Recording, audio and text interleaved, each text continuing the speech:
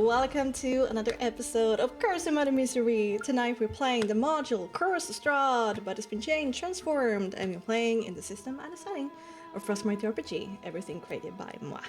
There's a content warning for tonight of bad language, gothic, horror, heavy topics, and perhaps some gore, we shall see.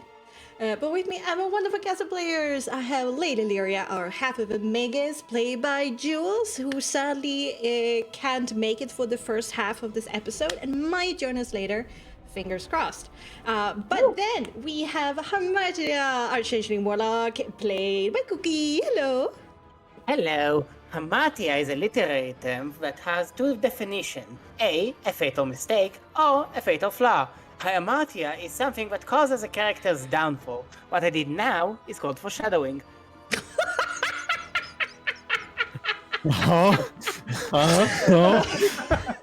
Okay. I was not ready for that. I hope you don't speak these things into existence, Cookie, but we shall see.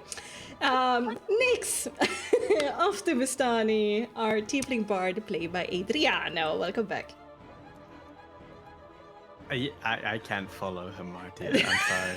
Nix means no. Nix is just no today. All sorts of no. Jivka, certainly not least, our undead paladin, played by Weebu. Hello, welcome. My name is just a name.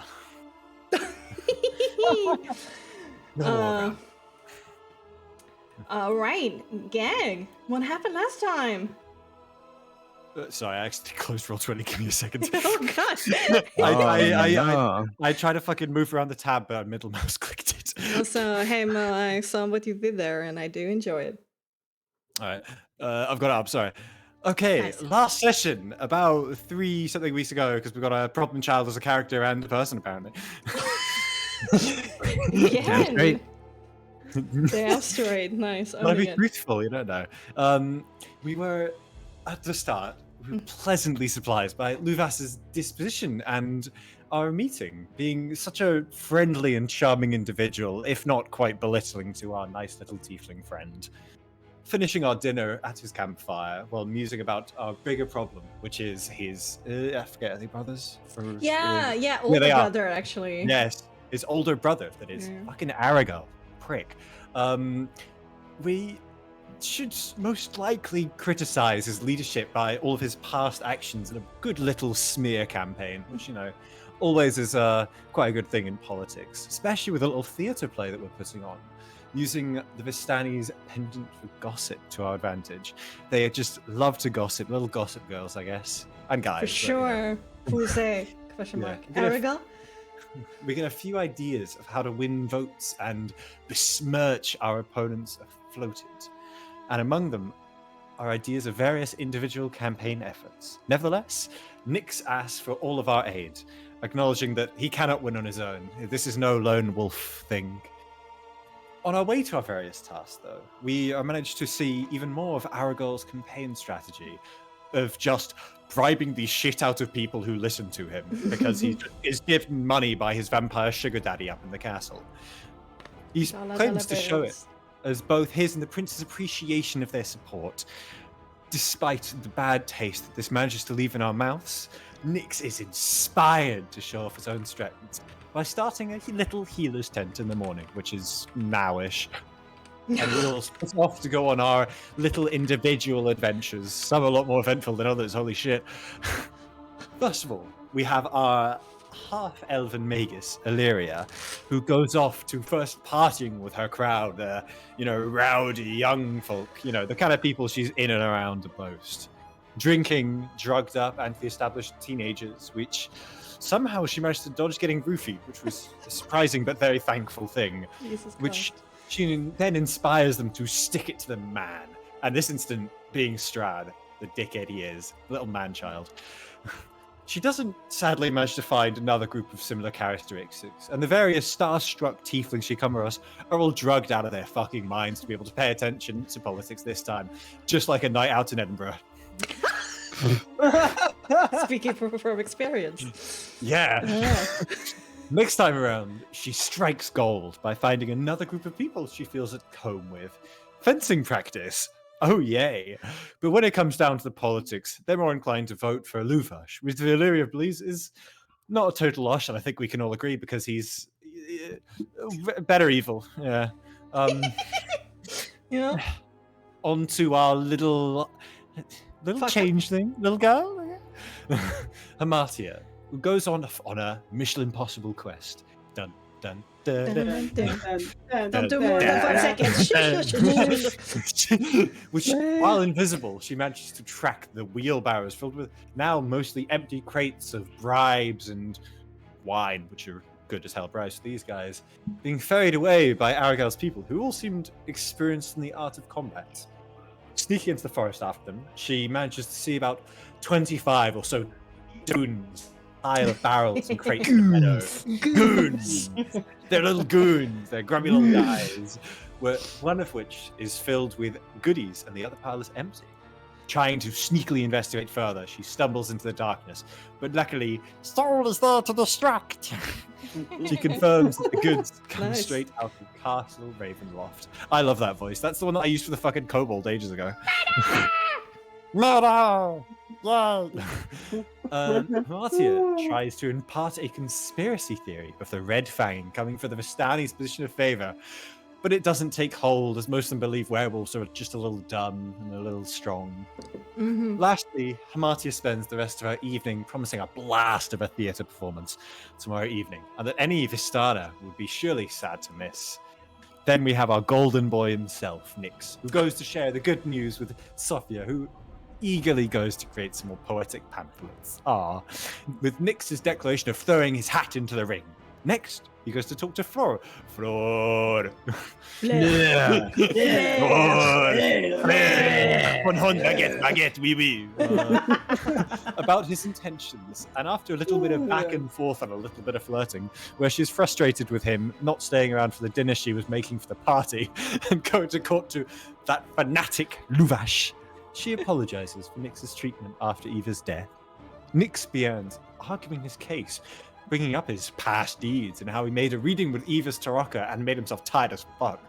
Fleur reluctantly agrees in light of everything that has happened and Eva's wishes, but asks Nyx to show proof of a significant number of supporters, so she doesn't invite him up on the stage with no support at all. Though that would be funny as fuck. Crickets. Yeah. Anyone got that? No. Next, Nyx goes to investigate the Elders' territory. Dun, dun, dun. He comes upon a large tent with several loitering Vistani outside talking politics and guarding the entrance of the tent. A group of disgruntled old people gather around a patient campfire, protesting that they're not part of the council inside of the tent. Bring back, make America great. We tell a season opening and begins discussing monetary issues that seem to be on the forefront of their minds through some clever arguments of a brighter financial state. This is sounding more and more familiar. Underneath Nick's leadership, he doesn't. We're gonna build a wall. We're gonna raise tariffs. You guys aren't gonna have to pay for them. It doesn't only get the support of several of these caravan leaders, but also many of the members of those caravans through their influence. Falling back on what he is truly gifted at, being a whore, Nyx works a last crowd with the mastery of his storytelling, balancing them deftly in the palm of his hand. He opens many an ear and heart to what he has to say during the debate, gathering a healthy amount of curiosity and respect. That's a first for him. Jesus, why are there so many shots fired? Because he's around his family. They don't respect him. Jesus. Alright, okay. Yeah. Jivkos becomes minute order to you and goes history professor. Mintitor. Oh shit, I can't read. And goes history professor in a heavily. Listen, I had an exam today. Yeah, it's fun. In a heavily trafficked thoroughfare. He challenges their perspectives of the past by sharing his story and his lived experience, proving his point by showcasing his revenant condition. Oh, fuck. Sorry, my fault. I can't write. Reverent. I don't think that word works for that. A seed of doubt is successfully sowed, and then he spends the rest of his evening taking a break, as he fails, by walking among the Vistani and enjoying their art and zest for life. And for a moment, he is whisked away to a simpler time and a lighter heart. Hmm. After a tiresome but fruitful night, Team Trauma gathers a respectful amount of promised votes for Monsieur Nix. Hon hon baguette baguette. Jesus Christ. You're like, damn, there's so many shots fired when you Yeah. retell these things. Oh my I have God. to. It's my chance to be do that. Just not 40. gonna do it. Like a rose. Yeah. Thank you, nonetheless. Okay, let's set the scene and get back into it, shall we? Let's go. Let's go. Let's go. Let's go.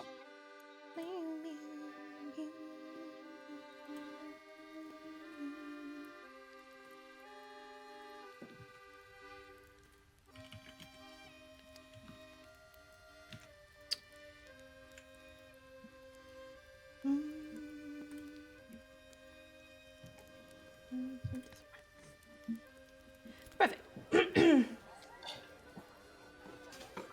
Gotta build up that ambience. Ambiance. Ambiance.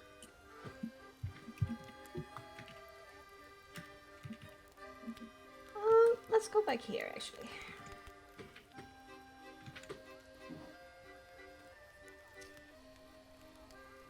So, spent and weary from several days on the road and your various activities yesterday, you headed to bed relatively early in a borrowed Vistana tent by the campfire that has become quite familiar to you by now.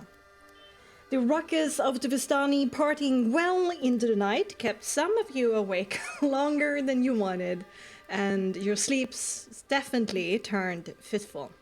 All but for Nyx. For him, the sound enveloped him like a warm blanket of contentment, and he slept long and well. Fortunately, due to the Vistani's cultural rhythm, it was more than easy to sleep in a handful of hours into the late morning and to catch up on your rest. In fact, there would be none to complain to or conspire about until at least an hour or two before lunch, when the Vistani joined the rest of the awakened world. The rain softened to a drizzle during the night, but it still holds strong, and thus you seek refuge once more underneath the cloth-protected campfire of Eva's original circle. As you partake in a light breakfast that Fleur kindly helped you with, whilst grumbling about it being the leftovers of the dinner she prepared for you yesterday. You perform your normal morning ablutions, shake the sleepiness from your bodies, and fill your stomachs with much-needed fuel for today's challenges. Challenges that certainly carry a hefty amount of consequences. Beyond the morality of the outcome of this election, whoever would come to hold sway over the Vistani will impact your ultimate quest, to free Barovia, its inhabitants, and yourself from this curse. So, the game is on today. A crucial time frame of gathering votes for Nyx, and more importantly, keeping power away from Aragorn, right? The only snag so far is that Nyx is not totally himself yet. The weight of the card still clouds his mind, slows his tongue, and sends shakes down his limbs. Nonetheless, time awaits for no humanoid, so Team Trauma, what would you like to do? This morning is our chance to establish the healer's tent and spread the word of so-called establishment.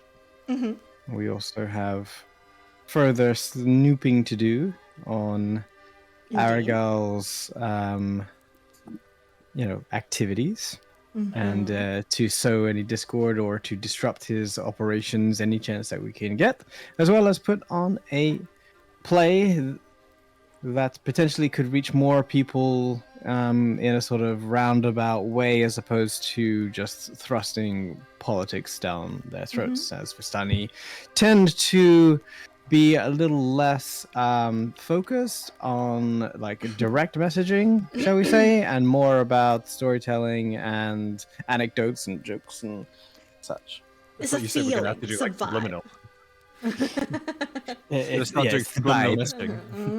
Yeah, exactly. So yeah. yeah, that's what's gonna happen mostly today.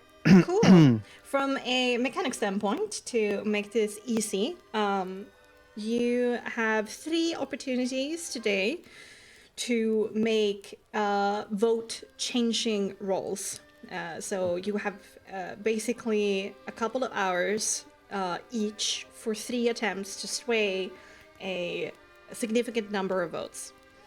So everybody can then make some kind of roll to help the goal that Nix has, and then his ultimate like climax roll of that attempt will then decide how many votes get swayed.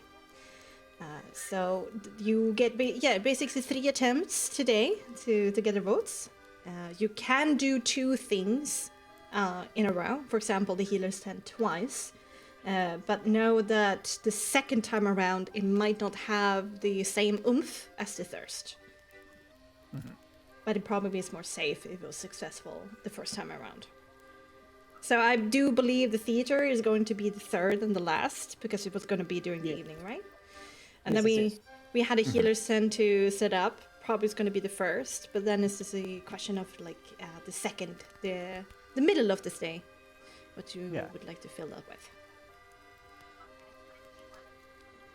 Definitely, I think all 3 of us at first are going to be doing the healer's tent, as all 3 of us have the abilities to medicine and to heal. Nice. Yeah, that's true. That's true. Yeah. We do have Illyria and Irius? Irius. So they can maybe go out and like, Illyria is quite perceptive, as is so is Irius, I think. To potentially go out and see if there's any way to find other people who potentially are struggling, and convince them to like, hey, maybe you should go get free healing at the tent. That should be a way I think to that's a good get idea. more people to the tent. Yeah. Yeah, for sure. I think Irius and Illyria will be happy to do so, and they will basically team up. Then Irius will try to spot them, and then Illyria would be the persuading voice. I'm just trying to think if Irius has any abilities that we could potentially use, since he would have gotten his spell slots back. True. He does have healing word as well, so technically he can heal. Yeah. He in the beginning of that, like suggesting that he helps, he is a little bit apprehensive. Because if you guys remembered, he pointed out a long time ago that he couldn't heal before, but somehow during his time in the mists, being crazy, he suddenly learned it from another source, a voice of safety. Yeah, it's fine. Of a device that sometimes spoke to him, and it shines in a different color than his normal tattoo would light up in when he casts his normal magic. And you were a little bit worried about this news. They were like, tell us what this means. And he was like, I don't know, I'm sorry. I don't know what's going The on. numbers, Mason. But Okay. You but can do prestidigitation. But if you guys are okay with, like, he like brings that up and like asks, I mean, if I guess she's unable to do it, I better use it for good. But if you are all okay, I mean, I remember how you reacted. I'm also a little bit worried, but I mean, of course. Well, perhaps if you're worried about this, and also potentially conserving your spell slots, there are many of us standing out there that could use some cleaning up after a long night or vomiting, perhaps. Maybe sending Gotcha. good vibes around, or just, providing a good community service. I will certainly back you up, and if you guys run out of, magical energy, I will step in. But a little bit of prestidigitation here and a little bit of prestidigitation there is certainly something I can do. Could you take? How many souls are we willing to risk for this? I mean, this is pretty much everything, right? We don't gain an army to back us up. Who else is there? Alright. Deal with the werewolves? Are we going to deal with the people of Vallaki? I mean, we need some way to change the lands, and if we don't get at least some people to be behind us, what's the point? We can't change this land, just the 5 of us. Yes, that's true enough, I guess. If any, this is a good cause to use them. Alright, I shall do so. I shall do my most and my best to heal them.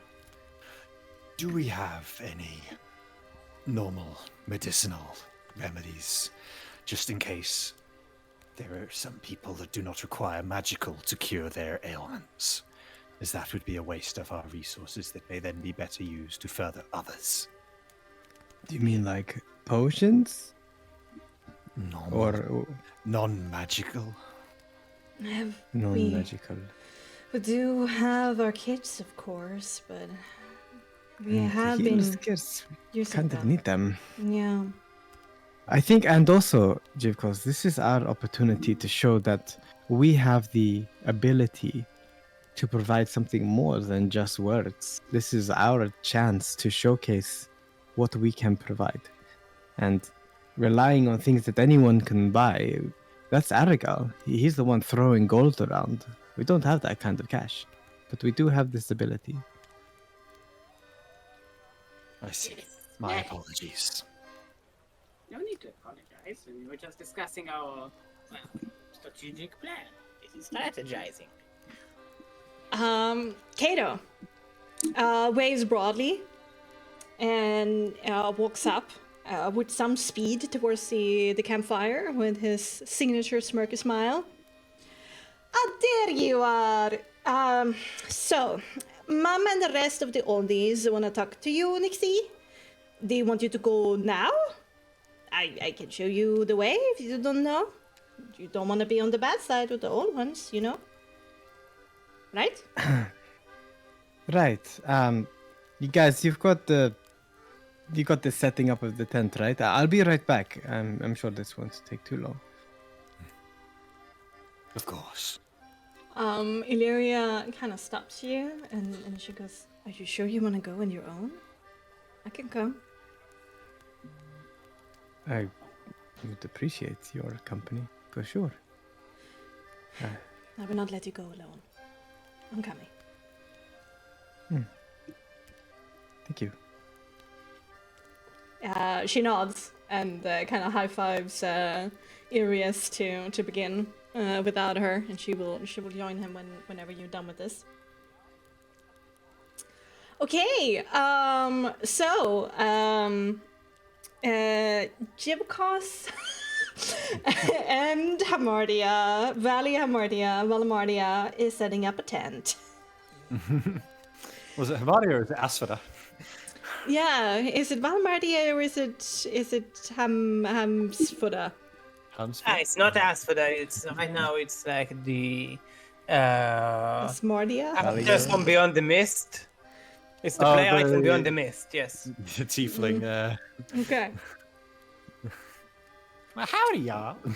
Yes, me. How do you go about getting the materials for this tent? Like, is there anything in particular you want to achieve here?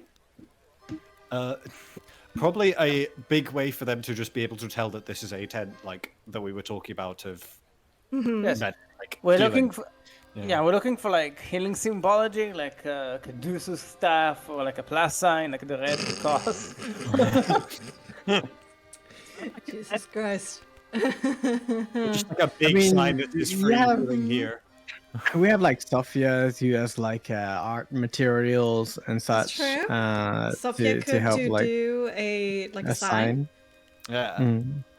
I assume that we'd like fairly easily enough be able to find a place to do it at the very least. Yeah, you're a little bit pushed for space. So actually, either you compromise the size of this tent, or you set it up more in the outskirts of the No, we of the camp. should be close. Space isn't a huge thing because like it's not like we need beds and such, right? We just need like a way to bring someone in, learn about their issues and like whether or not it's possible to heal. So like it's a relatively small tent and it'll just be like a line, Waiting hopefully. room, campfire, perhaps, and then Yeah, like. I was gonna say, all of us yeah, will probably sure. individually do it, I assume. Or do you guys not have that good medicine? I mean, like it can be like a factory line situation with triage. The idea here Yeah. is to make it a show. So if we did it on the outskirts and people just one can't make it there, or two, what's the point? Because people don't see that we are helping. We've got to go all the way out there. Yeah. Yeah, exactly. We have to be like in the thick of it, and we have to make a big show of the fact that we're doing this, but not in a way that is so like, hey, this is all about me. Yeah. So, but are you gonna do the healing behind closed doors for privacy? Or closed tent flaps? I think the method of healing is not necessary, but the result of the healing is. So to bring them out, you know, and then they're like nice and healed, and they're saying, "Hey, yay! My weird back issue is now resolved. Thanks. This guy knows how to help the people." Not an entrance and an exit at two places, but the same entrance and the same exit, so you can see the before and so the after. Exactly so. Okay, but still privacy of the act itself. Okay, all right. Certainly doable. You can probably squeeze it in somewhere here and use the campfire from Eva, since it's not really that much people here anyway. As a waiting room, and it's kind of like your base of operation. I would like Cookie, or Mario, should make me an investigation cunning to get materials of good quality. And then I want Jimcos to make me an athletics. An athletics, To set up the tent. Yeah, to set up the tent. An athletics dexterity, actually, because there's All right, Yeah, 15. Not too shabby. Completely doable. You don't find really bad things, and it's not like you're worried for materials here. Using Nick's and Lyria's name, you're able to scrunch up some quality cloth. Nothing to like, shout its glory, but it's sturdy and it's gonna work. Perfect. And then Jukos, make me the athletic dexterity Build to put that it. tent. Oh, And it's built sturdily. Damn. Yeah. The Well, put together. it is well put together. The purpose of the tent is definitely well crafted, and I guess with your order, at sometimes if there was like a disease going through Beres or some kind of battlefield wounds, there would be some kind of triage put up by the order, and so you actually bring some of your expertise from the United Order of how to set this up. Yes. Good. All right. In the meantime, Irius is out gathering people who seem hurt and need of health care. Hey, I just wanted to say I was muted for some shit. reason. No. Everywhere I go, I try to throw a little bit of an ad, a little bit of a good word towards the new play that's coming. So I'll be Okay. like, "Oh, that's such a good, thank you," but Don't don't forget about the play tonight. Nice. And now paired with Jivka's promise undead show, the Big Minotaur. undead knight walking around. Yeah, exactly. And what you did yesterday, a lot of people know of this show, and people are interested. It's gonna be one of the bigger events for tonight. Let's go. Let's go! Heck The yeah! biggest of all events. Yeah. Okay. Then let's move over to Illyria and Nyx, shall we?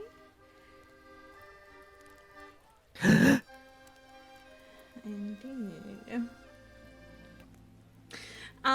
Kato weaves in between the wagons, trees, and Rustani to guide you to the approximate center of the largest airport camp, for which Nyx found his way to yesterday. Here, there is no circle of wagons. Instead, there's just one massive tent made up of several different colorful and patterned pieces of cloth. There are several Vistani hanging about, performing tasks, talking, or simply crowding up the place. Just to the left of this path, a more temporary campfire is erected, where some Vistani past their 50s and beyond sit and talk. Way less than yesterday. And their mood is less sullen than what Nyx remembered them to have been. Now there's almost a conspiratorial air to them instead, and they watch your approach with calculated and measured gazes. Gone is the rather loud and complaining old man that attempted to force his way into the tent, and for now is nowhere to be seen. When Kato saunters up to the loose gang of guards, they seem not that happy to see him, but when they look past and see Nyx and Illyria, they step aside, and one of them immediately says with a little bit of disdain, "They have been waiting for you." I mean, I'm sure you came as quickly as possible, Kato. I had some breakfast. It's fine. I'm sure Mama will approve. I mean, she wants me to continue growing, but neither here nor there. Alrighty, another smashing job done by Kato. Now you go along, and a word of advice, just from me to you, speaking from experience. It's better to keep the old farts happy rather than disgruntled. Your life becomes so much easier. You get me? I get you, Kato. Cool. Alright. See you around, Nixie. Sure, Kato. And he saunters off. Uh-huh. So, the 10 flaps are kind of like moved to the side for you, opening up the way into the tent, where you see several sources of flickering flame, casting a warm glow of orange inside of it. Let's move here. Just before I go in, I'll just quickly say to Illyria, look, Illyria, I don't expect whatever the elders to say to paint me in a bright, shiny light. That's why As you I know, wanted to come. Don't want you to walk in there alone. Right. Well, maybe you're a little further ahead of my thinking than perhaps I expected you to be, but I don't know exactly what they will say, but I've never really met these elders for long periods of times. I've heard of them, but they are people that tend to have influence. They like things how they like things, and trying to convince old people of change. Well, don't know about your experience, but they kind of set in their ways. So what they're going to say about me may be addressing the fact that I'm going to change things, and they won't exactly I kind of think I met their ilk in a ball or two with my parents. It's not really my crowd. They are frustrating and good at belittling you. Patronizing. Frustrating. A bunch of other adjectives I shouldn't say out loud. Any potentially words of wisdom that you could offer then? I mean, you might have more experience in dealing with crotchety old scrotums than I do.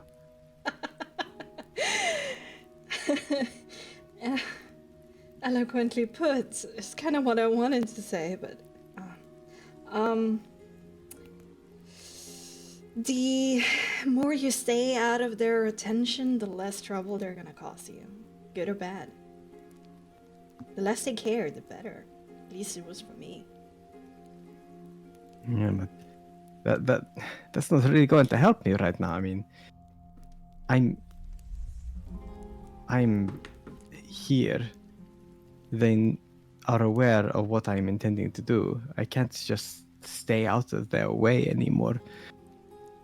It's what's that age-old saying? You have to lead, follow, or get out of the way. I can't get out of the way anymore. If I were you, I would be filled with anxiety by now. Yeah, right. You cannot avoid bringing attention to yourself, so either make them happy, so it's as smooth as possible as a ride, or don't let them change you, and just play your game. I'm just throwing this out there because I know how you'll take this. Any thoughts on just straight up murdering them all?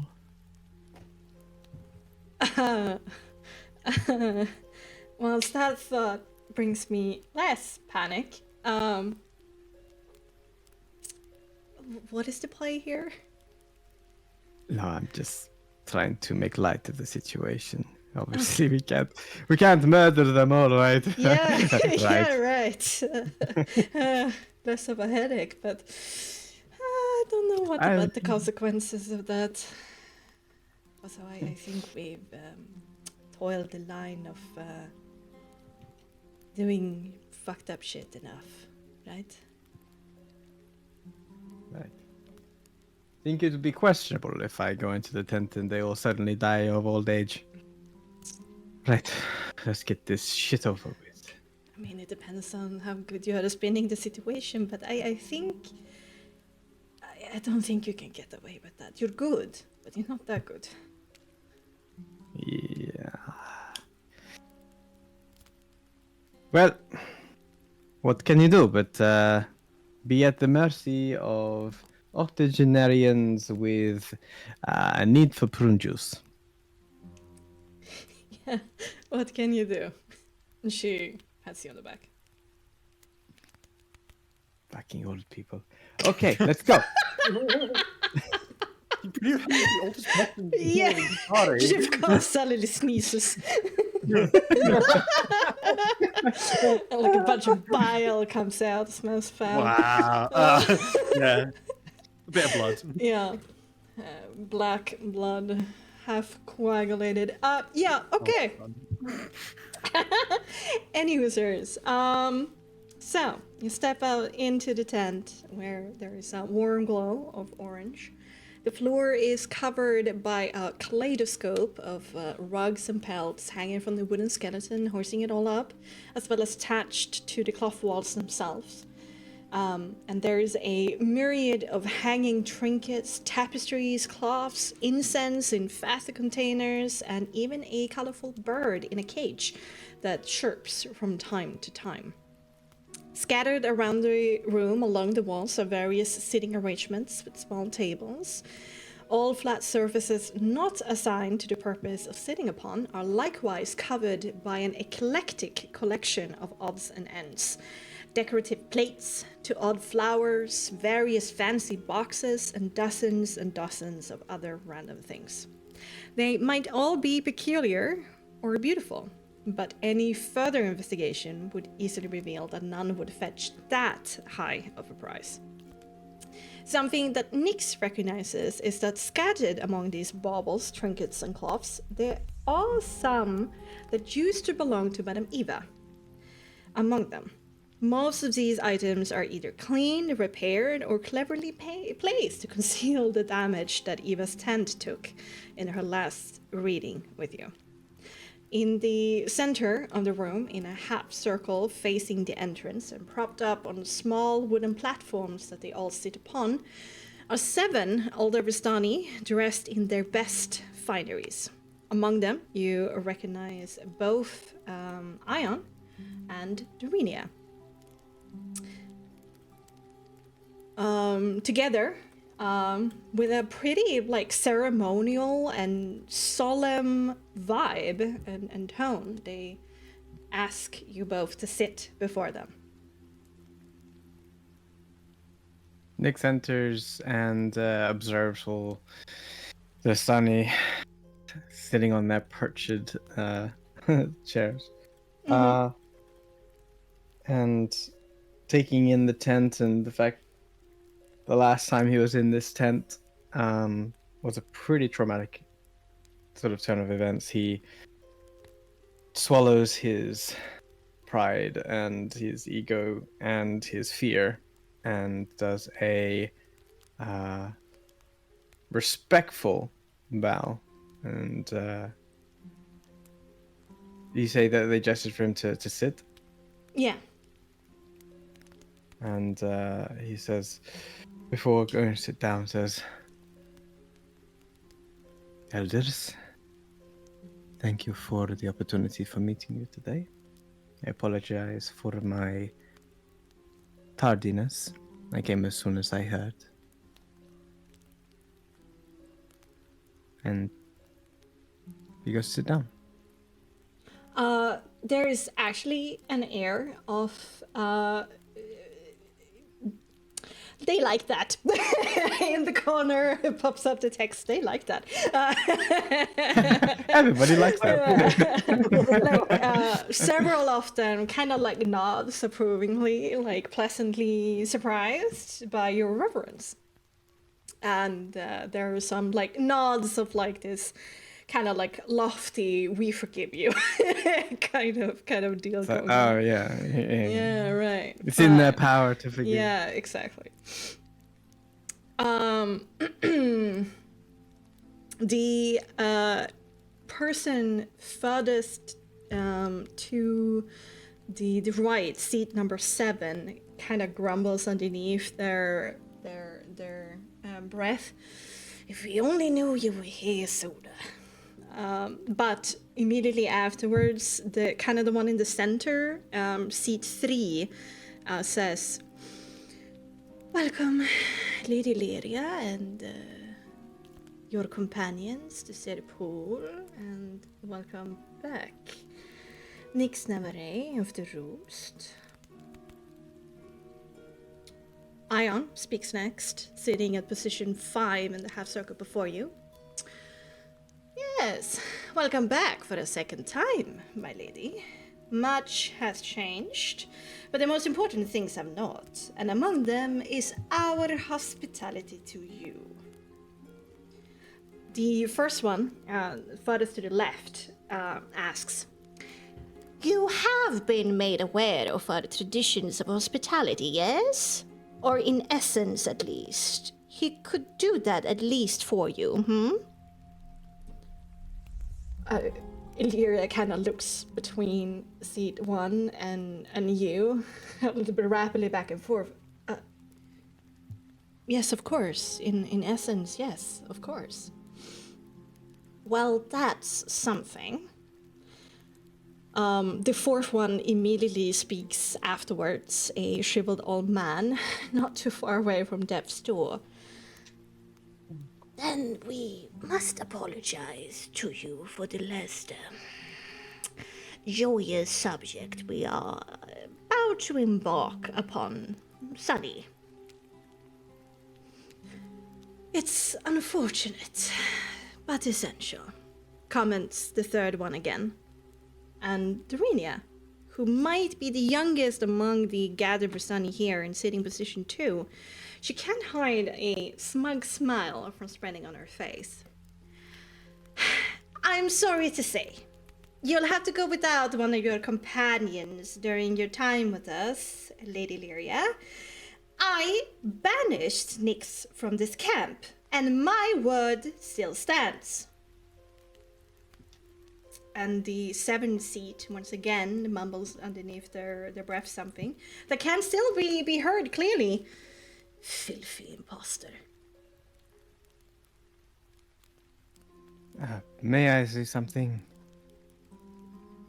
The fact that you banished me, Dorenia, before you were able to take the proper rituals to become leader of the Tseb pool is one thing to question, but for now, what is the bigger issue is right now this is no longer just your camp. This is the camp of all Vistani people, here to pay their respects to Madame Eva. Right now, this is not a Tsebul camp. This is a Vistani camp. And you are not the sole person to speak on behalf of all Vistani.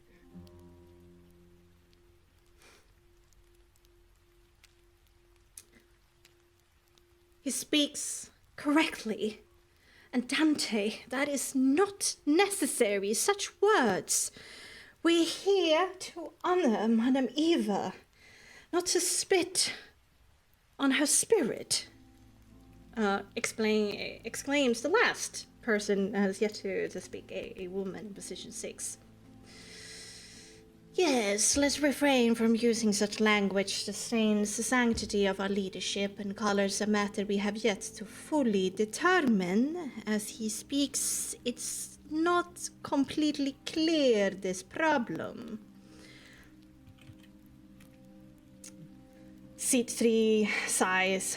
Yes, we are not unified on this subject, however. With all due respect, I don't care if this is a Vistana camp or not. We, not talking about the upstarts, we have decided to take up the mantle of leadership here, and our words needs to mean something. And with respect, fellow council members, you did not have the misfortune of seeing him growing up. My decision was correct then, and it's correct now. Ion, you agree with me? I mean, even Aragal agrees. She looks frantically to side to gather support from Ion and the rest, but she doesn't receive any support from Ion that she wanted, and when she tries to invoke Aragal instead, the rest of the council clears sours, and her voice dies out.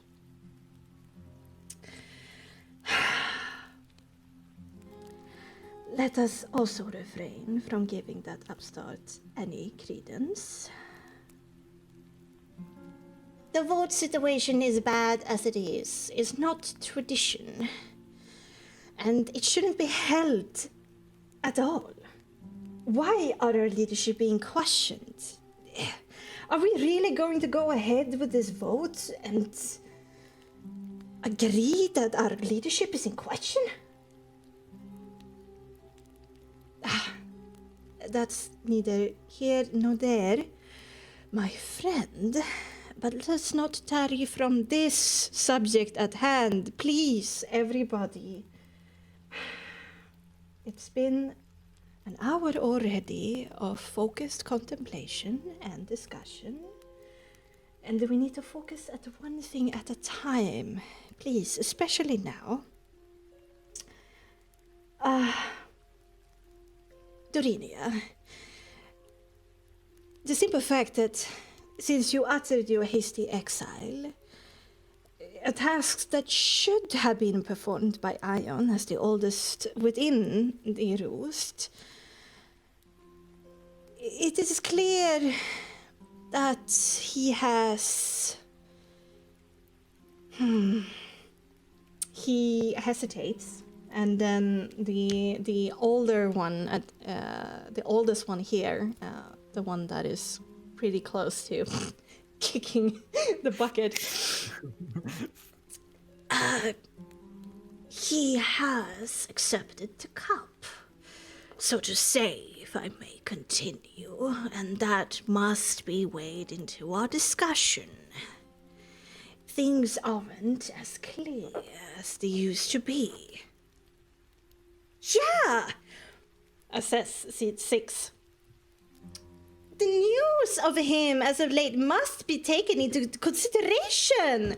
The Copperbits truly responded for the first time by delivery of his message. Assigned to be Deliria's bodyguard and escort, helped walk their coming to power in Wallaki, delivered Arabelle's body to Luvash, gave the perpetrator of the Wallaki Camp massacre to our prince, ended the life of the Shalpai, make it a witch. Like, what more do you guys want? These are all heroic acts that should not only be ignored, but celebrated. Maybe Madame Eva kept him aside for these purposes. A great defender of our people, surely. Why am I the only one who can see this?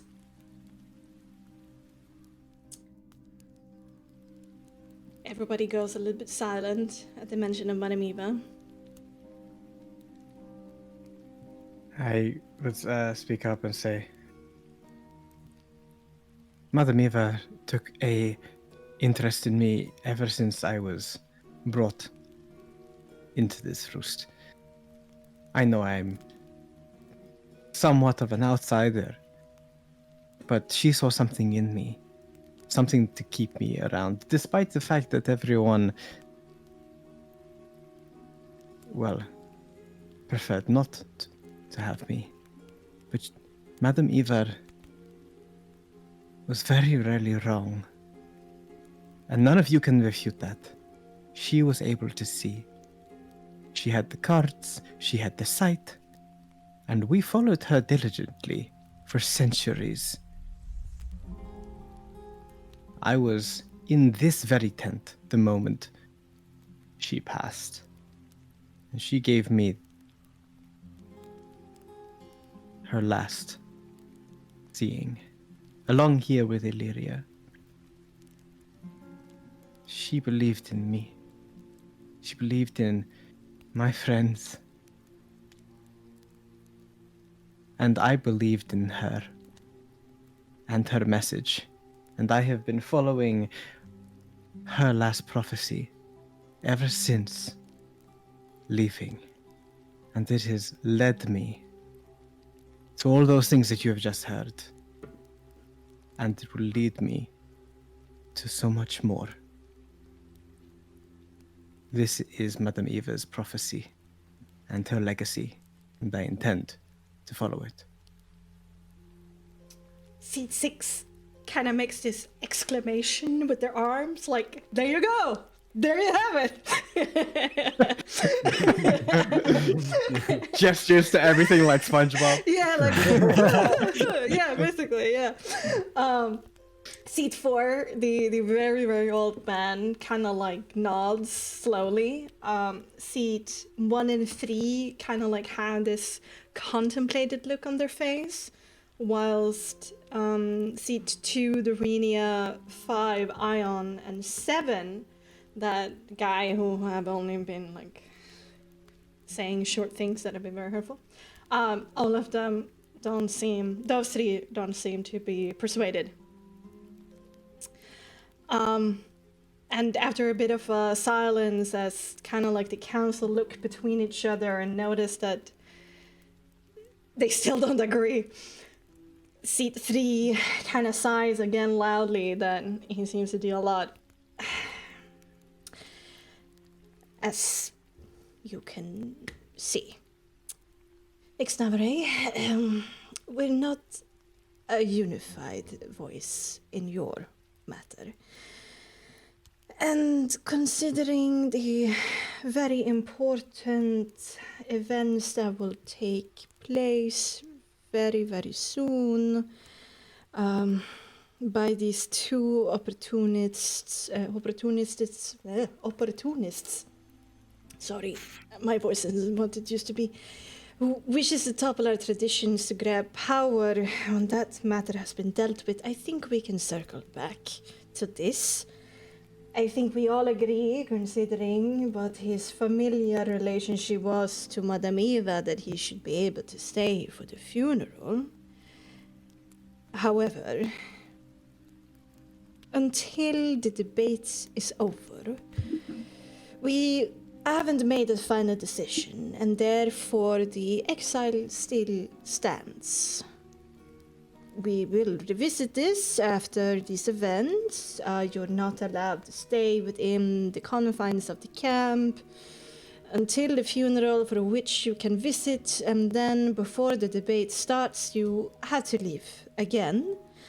And then be calmed that we will contact you with our final decision sometime after this ludicrous debate. And in extension of this, considering the importance of the exile, it is not proper that you keep Eva's deck of cards in your possession that we have heard you've been gifted. Thus, it is the will of the council that you hand it over, so it can be wielded by us for the good of all Vistani in interim. And then, if it's such that you are welcomed back, we will discuss the opportunity for you to use it if you prove yourself to be worthy of it.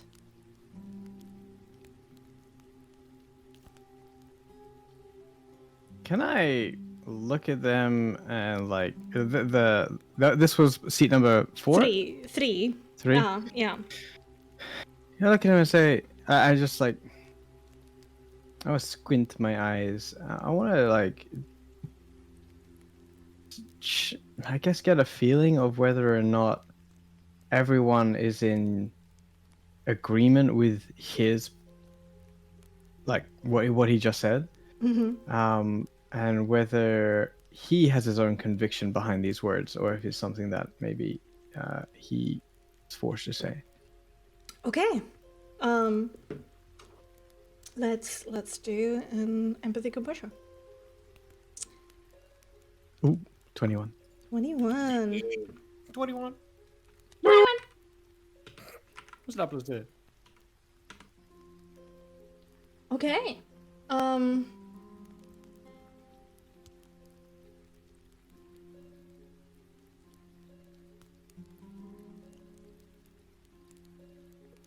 You have spent a lot of time with the Vistani, and whilst you're not that well versed with reading people in general, there's a little bit of an epiphany that you get in this moment.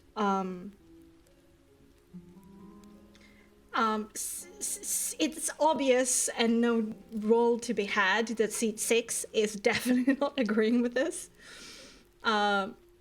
Like an older woman, she looks at you with like sympathy and like this motherly warmth. She seemed to obviously believe that you're being treated too harshly and too cruelly. Whilst the other, the 4 one that was kind of like nodding slowly to what you had to say, seems more to lean towards your side of things, but isn't as sure of this position as seat 6. The other one seems to be in various degrees of not entirely sure about you, too openly hostile. But what is clear that you get while squinting at this kind of measured, kind of like back held, like very much everything should be proper, and you speak slowly, and like everything should be orderly and square. There's a glint of fear of you.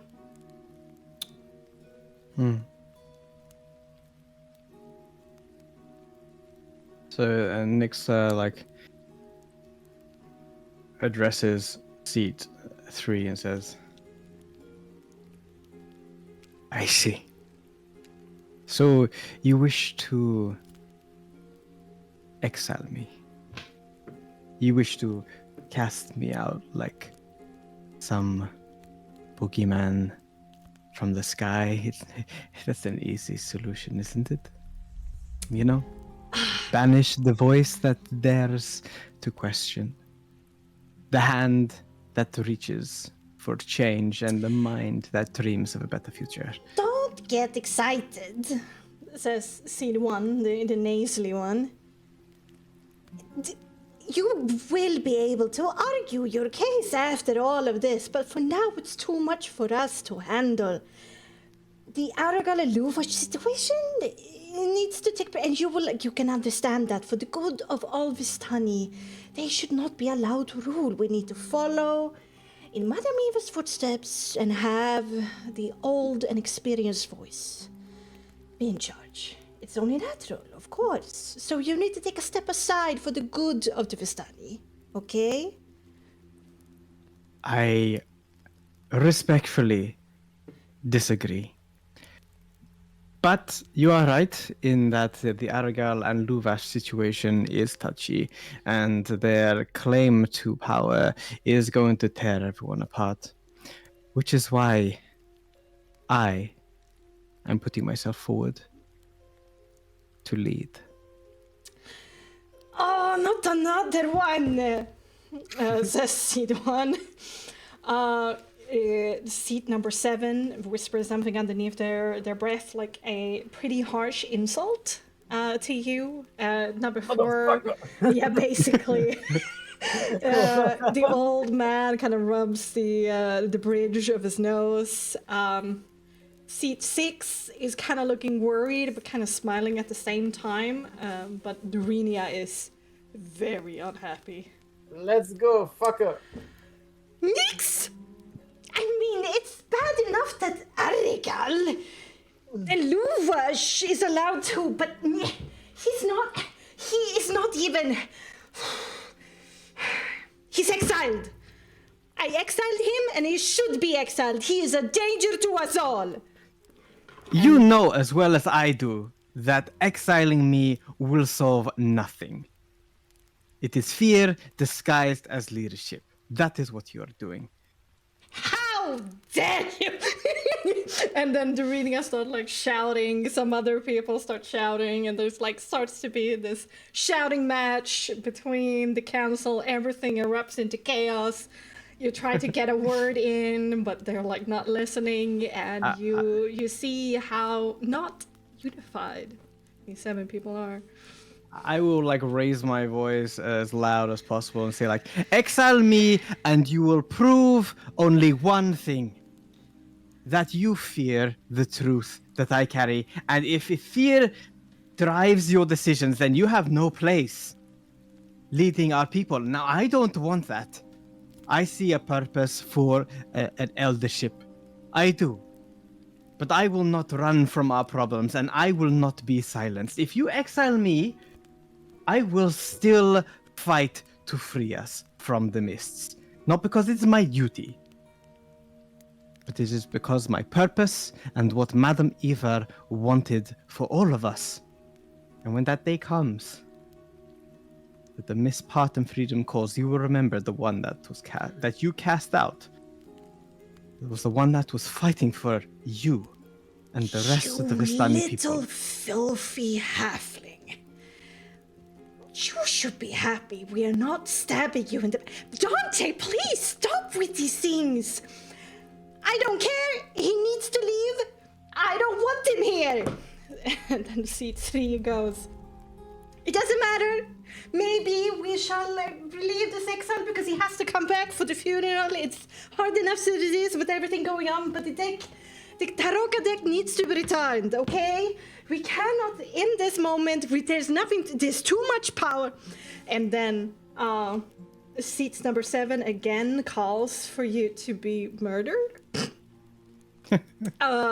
Seat Do I number know 1. this C7? That's freaking Strahd. You're starting to. Seat number 1 is starting to agree with him because you're not given the deck and it's very important. And then Illyra goes, he's allowed to stay because I say so. And everybody. Oh shit. kind of quiets down a little bit. I don't care about what you say about him having to relinquish the Taraka deck or that he's exiled. He stays because I want him to. And if you don't like that, take it up with Strahd.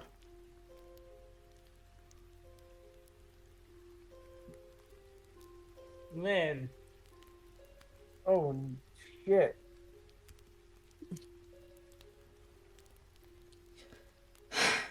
Whether he chooses to run in this election that you agree to or not, I don't care. If he wants to join, then he can join. End of discussion. Now you will leave us alone, or I will complain. This is not proper hospitality. He is my escort, and you're disrespecting him. And then, you're disrespecting me. Is that what you want me to tell him? Jesus. Gonna tell You go, on girl. Rod Daddy. I'll get daddy on you. There's this very, very awkward silence. Durinia's face goes red, and she is immediately about to rebuke. Seat 3 kind of clasps a hand over her mouth. I see. Can I offer one more word before they deliberate? Consider this in your moment of rethinking your thoughts. Removing me from this camp removes me from your sight. Surely, it is better to have me in your sight to know what I'm up to and to know where the deck is than outside.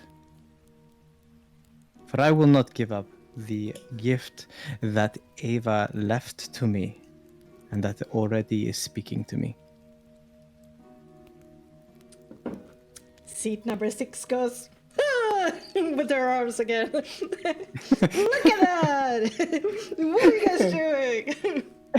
With their arms. Yeah. Seat 7 still want to murder you. Murders it. And the rest of them kind of like look between each other. There's this very awkward silence, a lot of conversations happening just through looks. And then seat 3 goes, I see that the situation has somewhat changed. Of course, we do not wish to disrespect Lady Lyria. That is furthest from our wishes. Let me ask you this, Nix Navarre, which I think could calm us all down into perhaps alleviating the tension of this particularly problem. If we all participate in the debate tomorrow evening, if we were to win, according to the debate's rules, if it's still on, and it's happening no matter if we want it or not, would you listen to our authority then?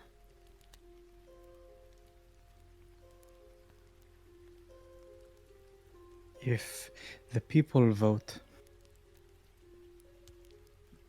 and are free to vote in their way without any sort of manipulation behind the scenes, and they choose you all to be the rightful leaders, to replace what Madame Eva provided, I will not start a revolution and go against you all. if that is what you are thinking. The people speak for what they want. I am just trying to lead them to a place that is not another century of slavery.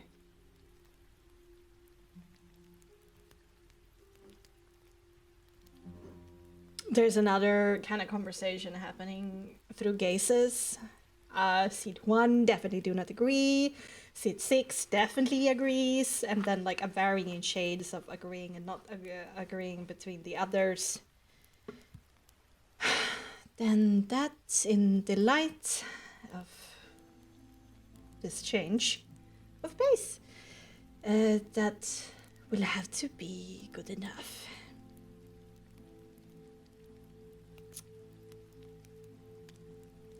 We have a lot to continue to deliberate about, and it seems that perhaps we need to prepare ourselves for the possibility that this debate is happening no matter what. And so we need to prepare ourselves for that night. And in the light of that, we're very busy. Thank you for coming. Partaking our food, partaking our wine if you so wish, but you're free to go. I would like to extend an invitation as I go, with your leave. There is a play tonight.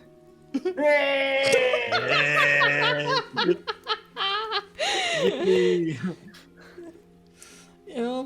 If you find yourselves a little tired of deliberation and wish to have some brevity, some sort of entertainment, I recommend you come by. It's going to be the talk of the camp. You wouldn't want to miss it. Most of them look pretty aghast. Aghast? Yeah. Thank you. From hearing that. And again, there's a rainbow of colors of being interested in it, or like agreeing, acknowledging that it's happening, or approving of it. It seems like seat 6 might actually come and see it. The rest are like, ugh. Too good for drama? Huh? But they all kind of like nod, and then there's immediately some whispering conversations happening in between pairs. Dorinia is complaining to Ion that this didn't go as she wished, and seat 3 kind of like nods slowly for you to leave. I respectfully bow before leaving. Mm-hmm. Then as I turn and meet Illyria's gaze, I give the biggest eye roll ever and just sort of like walk out the tent flap. She smirks, walks out with you, and then outside, she like kind of puts a hand over her chest like a breast cage, which is like moving up and down very rapidly. That was intense. Did I do the right we thing? were intense. I didn't want to speak over you or step over any toes. Was that good? I mean, invoking Strad, it's an interesting play, given the fact that we're probably not in the best sort of light with Strad right now, but it's all that you could do, and you came with me to help, and Yeah, I believe you did. yeah, I think so too. They were horrible. Honestly, just horrible. Seat 6 was cool, but otherwise horrible. Six, MVP. Well, this is what I'm used to. Constantly fighting, unnecessarily so. But on the plus side, we've got that out of the way, and now we can get on with whatever we need to do. Yeah, let's As reviewing the others, I suddenly feel a spot of motivation to get this ball rolling. I don't want them either to be in charge. No. Well, hopefully they've managed to get things set up. And we can get on with our shindig of a healing trope. All right, and you make the short kind of way back to the central campfire, where Jibkas have just finished setting up the tent. Grand tent. Yeah, it's good. You're impressed. Oh shit, of course. I mean, if you weren't an undead minotaur, I would swear you're some sort of event coordinator. You've got a gift. This is not my first medical tent. I mean, yes, but this is very impressive. I mean, we should yeah, you know, I might need help with the stage later, so... If it is required, I shall help. But Have you set up stages before? no. Oh. No. No, just medical tents. Well, I have sent up many a tent, but medical ones are their own thing usually. Right. Sure. Very more sterile field. I mean, you should have seen Jib, because he was just bang, bang, bang with the hammer. It was so cool to see. Wish them much success for you, Nix. I appreciate the work that you've done. Honestly, I didn't know what I was expecting, but I mean, this. Thank you. I think it will serve some sort of benefit, I'm sure, to at least attract people and not like drive them away for having some sort of shoddy scraps of rags over some sticks. So yeah, 2 thumbs up. What about your meeting? Ah, right. Well, elders being elders, they constantly seem to have sticks up their asses, and consequently they were all about, no, you should leave because you were exiled previously. And I was like, hey, that was a different camp, I'm a different person now. And then they said, hey, you should give back the deck. And I'm like, no. And then Illyria was like, I'm going to tell on you to Strahd if you don't shut the fuck up. And then they all shut the fuck up, and now they basically let us go to deliberate. And then I invited them all to the play tonight. No, all in all, Thank you. of course, all in all, could have gone better, could have gone worse, but with the elders, you know, you're never going to win them all over. You just have to brace for impact and hope you don't get the stick up your own ass. I'm pretty sure my ass is unsticked. I think we should hope it stays that way. I mean, you're the expert on sticks up your asses, right, Chip? Goes tree and all. He seemed confused for a moment, but then he actually just gives off like a large laugh at that. That is quite some way of saying it. Well, we were expecting to get going with trying to heal people. And Nix looks around to see if there's like people already making their way or queuing or whatever.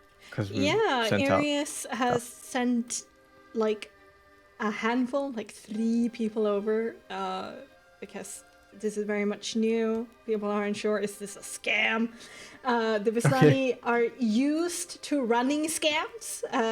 It's kind of a little bit what they do, and so they're perhaps better than most to be suspicious. And things that sound better than what they are. And this is a pretty tall tale. But Illyria gives you a quick peck on the cheek and says she will go and help Arius to ferry people over.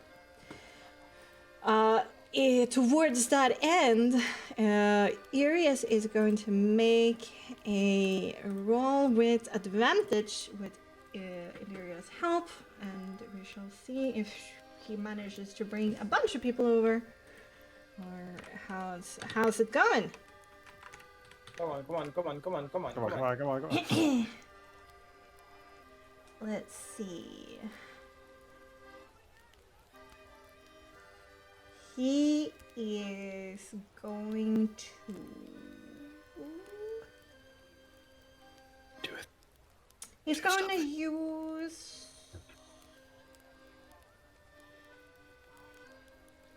actually his investigation to find these people as the highest he has, with advantage for this, because I'm looking at either like perception, empathy to persuade him over, or medicine. But I also think investigation in this sense also work to basically talk to people in here who like have been having issues to find these people. So that is a +6. So let's roll. Ooh! Thank you, Lyria. All right, that's a good amount of people that will actually come your guys' way. So we've had a +0 from Hamartia. It could have gone worse. It didn't. There's no negatives from there. We have a plus from Jivkos. We have What? like the materials you found for the whole situation. It could have gone worse. Yeah, Oh, yeah, okay. yeah. It could have gone worse.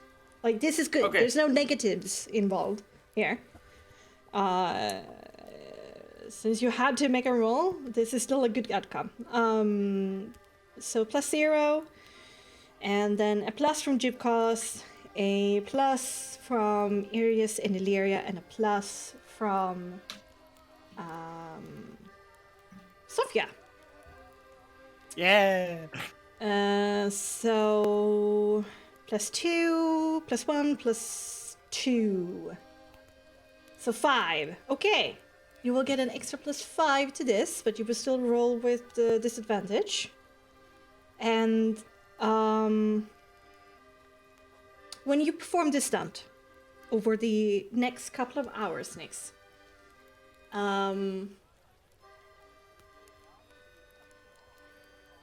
what do you lean on?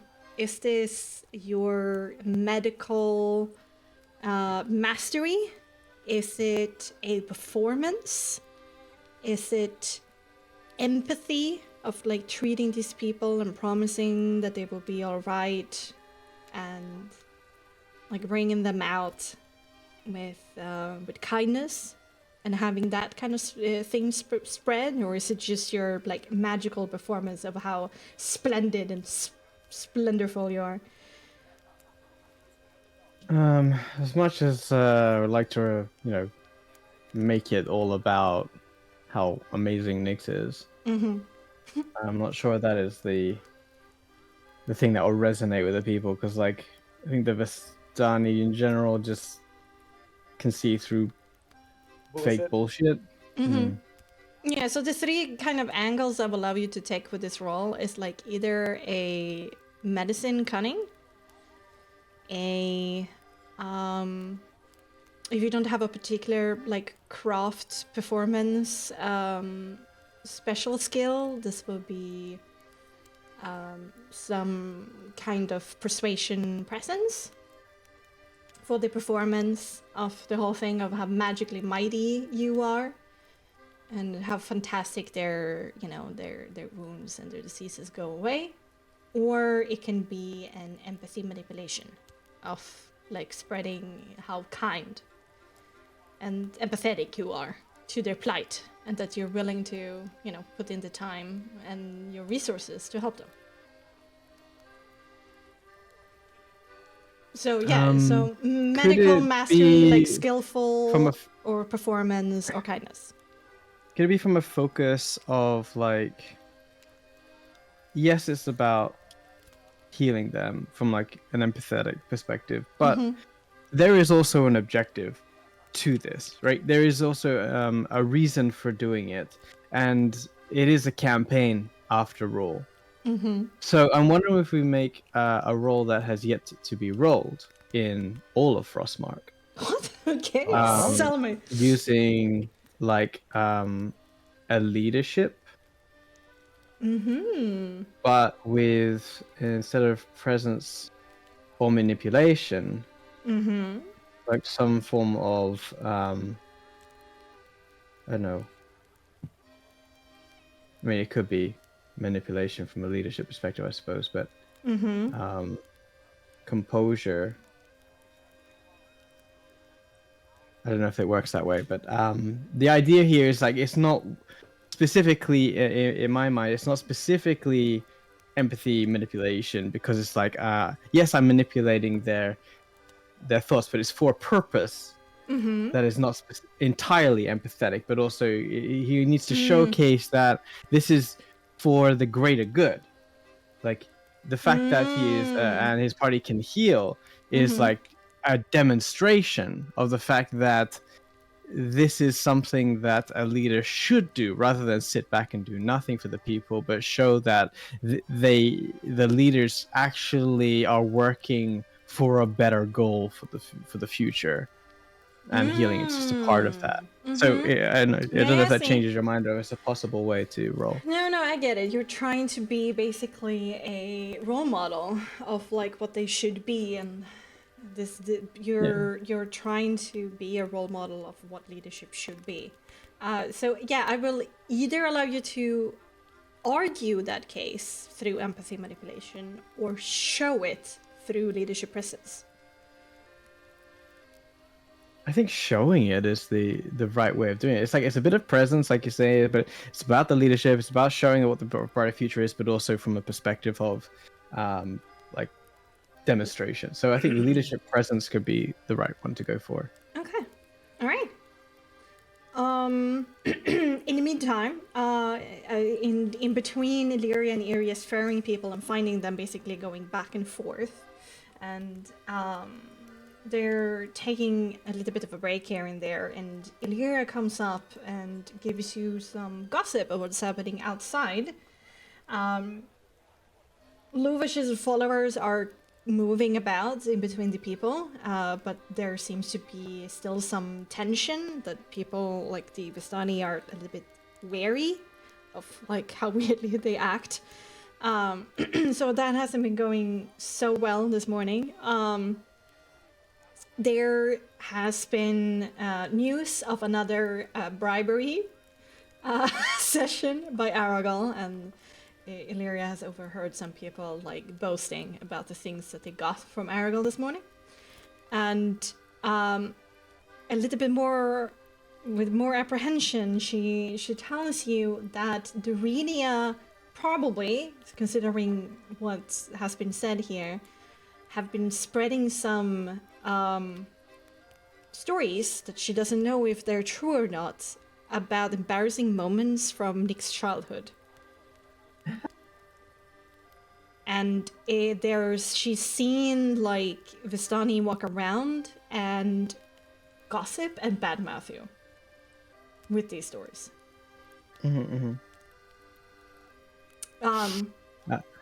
So that's kind of what has been happening in their camps. I've already made the roll earlier to see how the votes shifted from their excursions this morning, or this first third of the day. So let's make your roll to see what you affect. So let's do that leadership presence with a plus extra 5, but disadvantage.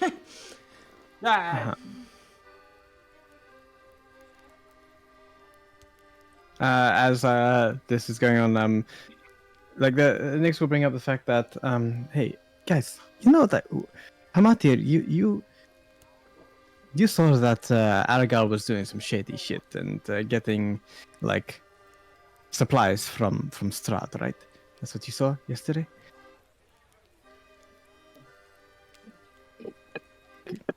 Cookie? Cookie? Cookie? Muted? Yes. No. Did you hear me? Uh, Hello. Valmardia is off in Hello? her own world, and she goes, "Wait, what? What did you say next?" Can you hear me? Yes, I can hear you. Sorry, I was just speaking with Adif in the moment you said something. I asked that. Well, Nix asked Hamatia whether or not she saw shady shit in Aragal's camp. Things provided by Strahd. That's what you saw. Yes, I've seen plenty of it, and I have this as proof. And Ham shows off the little. I think it was like this 2 little earrings. bit of 2 earrings that she snatched away. I wonder, guys, what do you think about telling Luvash about what Aragal is doing and get the brothers to fight it out and then get thrown out of the debate altogether? That's a good idea. I really like it. It's good. Wait, your brothers? They're brothers.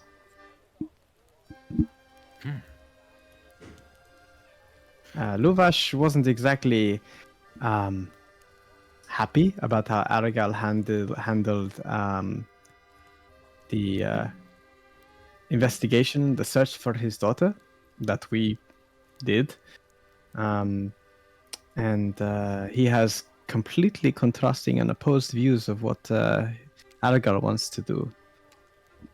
I think if we can lean on that, if we can somehow pit them against each other, I mean, it's not good for the Vestani people, but it's certainly good for the longer term, you know? Yes, of course. I think that might be a good idea. This is a brilliant idea, I believe. If we can turn them on each other, that would make it much more easier for us to present a more dignified front. Okay. Who else are we going to show these earrings to? I think. Do you want to show them to your old people council or something? No, Yeah, I think the elders are going to elder. It doesn't matter what we really do. But if we've got the elders, we've got Aragal, we've got Luvash, and there's me. So far, if there's not other people, that's a lot of candidates for the people to choose from. And if we can remove candidates from the pool, more votes may come to me. So that's just what I was thinking. I mean, okay, so our goal is to get you on top of the board, right? It's what for you to win this all. But do we have any other person we may consider condoning in case we fail to do? If we fail to, if you be the most popular one, I guess. Look, if I'm not the most popular one and the people do not vote for me, then, well, all we can say is that we've done our best. But Oh, damn. the 26. cards try. They're telling me to do my best, and that's all I can do. If it turns out that the people do not wish to be free, there's nothing more I can do. But I can still keep my promise to Illyria. Okay, And if then. that means that it frees the people at the same time without them, then so be it. Okay, sounds good.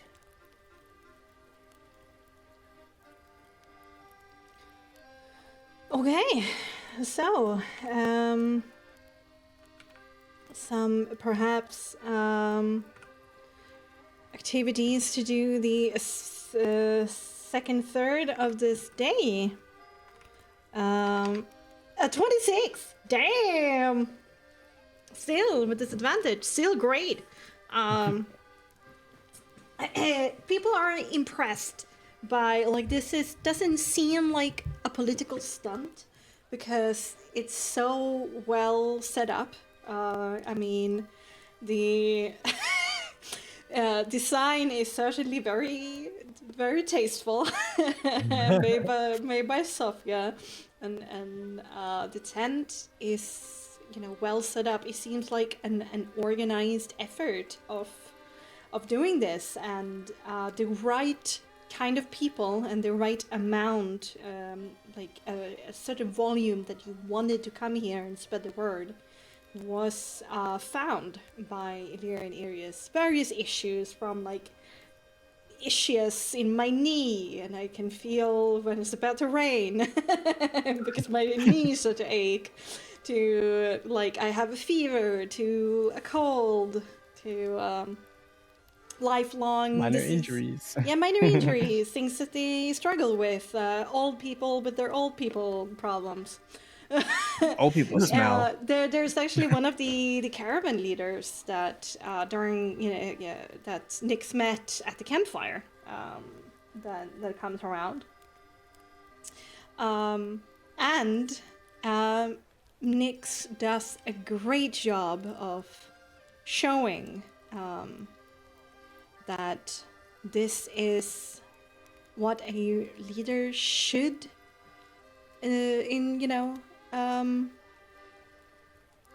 try to be. Yay! Yeah, Nice. actually doing something instead of just talking. There's a lot of talk about Nyx isn't just about the words, right? This is actions, and the fact that he doesn't preach too much during these consultations about his political stance is more about their problem than his problem. It actually weirdly, like subconsciously, is being spread more, and respect is gained. Yeah, very good. Yay! Yay! Yay! All right, yippee! Okay, so then before we launch into the second third of today, let's go for a short break. Short break. Break time. Refill your drinks, get a snack, pet your pets, Nom, nom, powder your nom. noses, and get back and ready for another hour and a half or so of roleplay. Yay! I be right back, chat. But Spiker, hello. I have a feeling that you might be role playing with Adrian during Sundays. If he knows who you are. No, maybe not. Maybe so. Nonetheless, welcome. You see. I hope my games are, I mean, of course, it's more entertaining to play in them than to watch them, but I hope it's been entertaining so far. I'll be right back. I'm gonna refill my drink.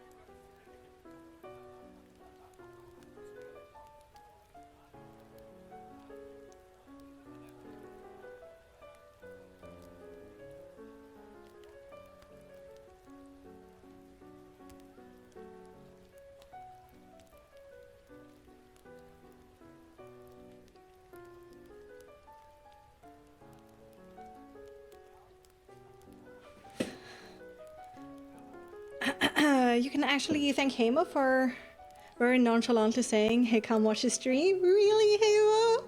Oh, Hamo. You're such a little gold nugget. A little nugget.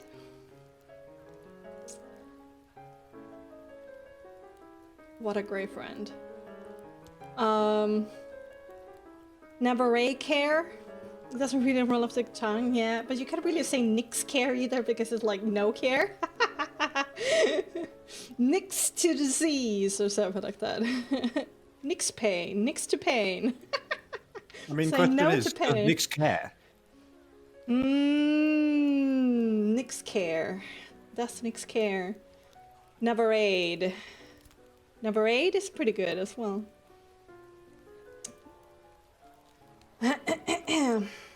Okay, so let's do some math for the votes here. The undecided group is shrinking.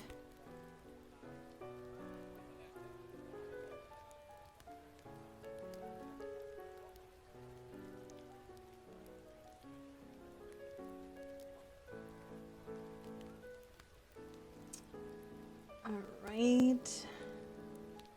I'm back. Welcome back. I'm back. 'Cause I'm back. Baby, I'm back. You know it. Baby back, baby back at ribs.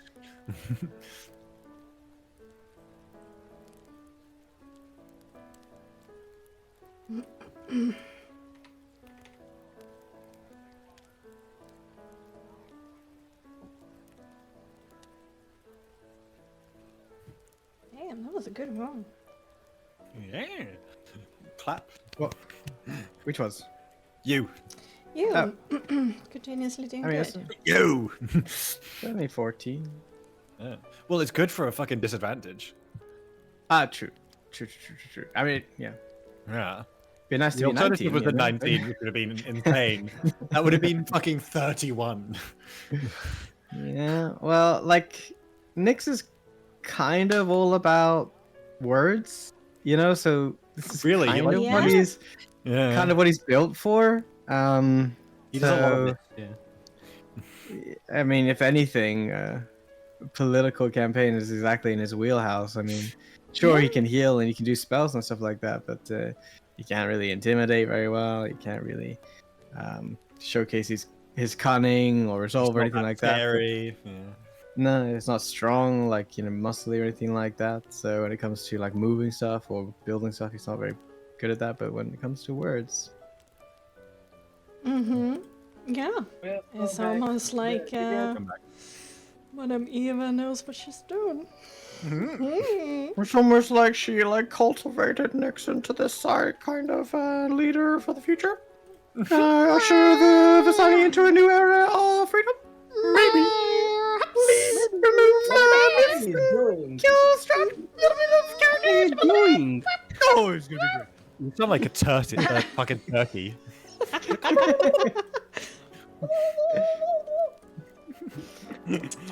We're having fun. It's called Cookie, okay? Check your privilege.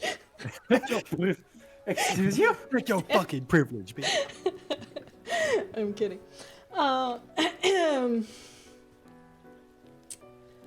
That was very fun to do as Ilaria, I'm not gonna lie.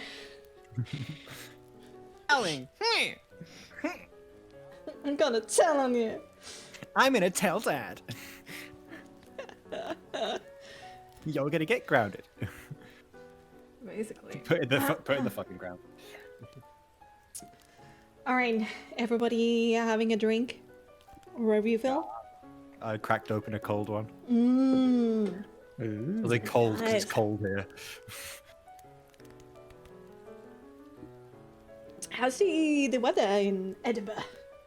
It was really bad. Last weekend we had fuck tons of snow in one day, and like all of the like transport in the city got shut down, which was shit. But thankfully I had nothing to do, so I just got to have a nice snow day. But recently it's just been cold and wet. So you know, Scotland. Yeah, it's been Lovely. up and down for Yeah. us. Sometimes like it's super cold and then it gets hot again and then super cold and then hot. We had 9 millimeters of snow per hour for like 30 hours a couple of like 2 weeks ago. Joey was busy. And the Traveling. buses kinda went. So BCBCB. yeah, driving around in the tractor all night. Oh, is he He's- helping like people, like pulling people out of ditches and stuff? No, he's a tractor driver. You know, he's Clearing roads. yeah. Okay. During the winter, that's what he does, and during when there's no permafrost, he plays around in the dirt. the rest of the year. Little dirt boy. Yeah, cut down some trees and build some roads and that kind of stuff. Have you guys seen the Sandbox. names of the salt spreaders in Scotland? Oh yeah, well, Whoa. I do Yeah, know of all salt of- spreading. Yeah. Yeah, but all of our salt spreaders are named by the public. So we have a lot of very funny names. Whoa. Okay. Salty McSalt face. Yeah, the salty salt spray. Fucking Oh, the Freezing machines. Murray. Oh, yeah, salt spreaders. Yeah. Oh, okay. I thought people can be salt spreaders as well. I mean, on the daily. Yeah, we got like Sleetwood Mac, Calvin Harris, Melter Skelter, Sir Gritshoy, Carrie Okay. Bradthor, Spready Van Halen, Skid Vicious, Sweet Child O'Brien, Sweet Ray Charles, Ice Sweeper Willie. And we have about Wow. 100 and something of them named.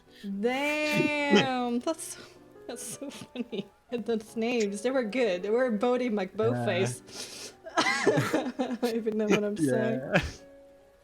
All right. Okay, let's. I want to roleplay. It's been such a long time. I need my fix. Yeah. So, as we go into the second third of this day, I must ask, are you planning on doing your own thing for yet another spout of activity? Or are you planning to instead spend this time making the chances harder for another camp? Why not both? Well, for time and doing this mechanically, if you're like doing a real effort of trying to like sabotage, then this whole like time slot will be taken for that. But informing Luvash of Aragol's benefactor, as to say, just delivering the news, of course, that can be done. But if you wanna like do some propaganda of your own, or like, for example, these rumors that are being spread from the elders trying to like paint Nyx in a bad light, you can try to counter that. I think that people are gonna say whatever they want to say. Like it's mostly about what you do, I suppose. I was thinking though that because it's a new day, and if also there's spell possible... slots. Everybody who use spell slots, you need to remove those spell slots, of course. And everybody give me, those who use spells, give me 3 soul checks each. I just used all of my lay on hands, I assume. Okay. Because I don't have Yeah, spell. no, Ooh. Okay, you lose 1 potency soul if you have that. Yep. Otherwise Gucci. And then remove the spell slots you... It was pretty like a considerate amount of people you healed, so it's a considerate amount of spell slots also gone. Man. That's fine. Yes, sorry. Yeah, continue. Because it's a new day, right? So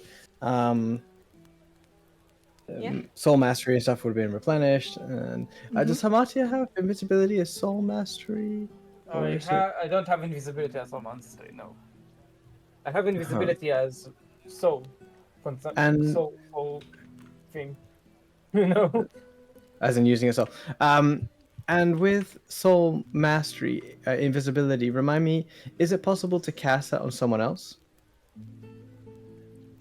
Yes, it is possible to cast it on someone else. If it's a touch spell, right? Otherwise, if it's like cast self only, like... oh no, it should be fine. So I was thinking, before Hamatia goes and like basically tattles on Aragal to Luvash, whether or not it'll be worthwhile planting incriminating things in Aragal's camp.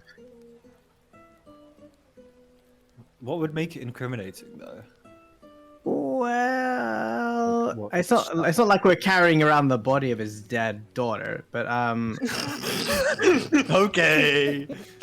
You know. Calm down there, you Buckaroo. know, just like things like that, maybe. Jesus Uh, Christ. Okay. Yeah, but Dead went really sex far, really fast. I don't know. Like, do we have anything? I mean, we do have a couple of things. We have like this necklace that Illyria had that can talk to Strahd. Yeah, that But is we in kind of the... need that to open the doors in Ravenloft. Mm, Um, yeah.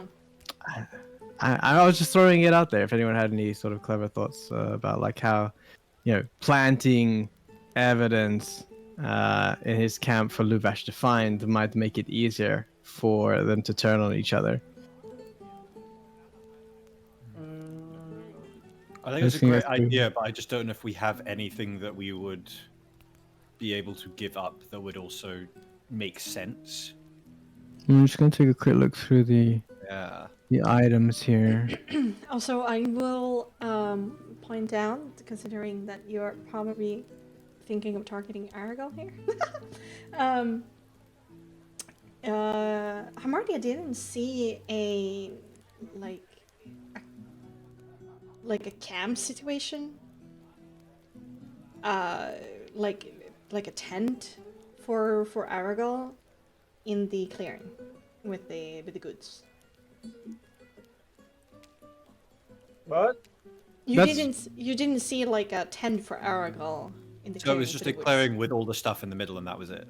Yeah, and there were some Yeah. like temporary camps for the guards, but they weren't like any tents or anything like that. So we Some need very bare something bones. of Aragal's that we have to steal to plant there to link him to it. Otherwise, it's just like I'm just also Just pointing out stuff. that you're not entirely sure as right now where Aragorn's tent is.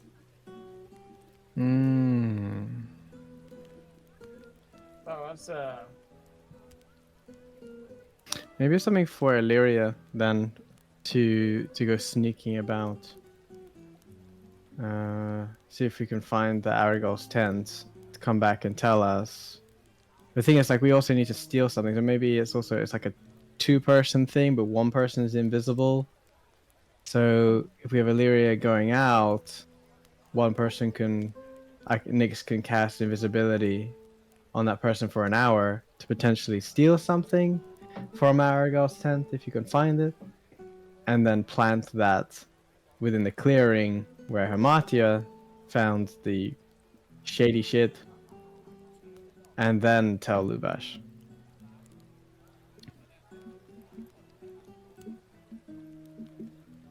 yeah, that sounds good.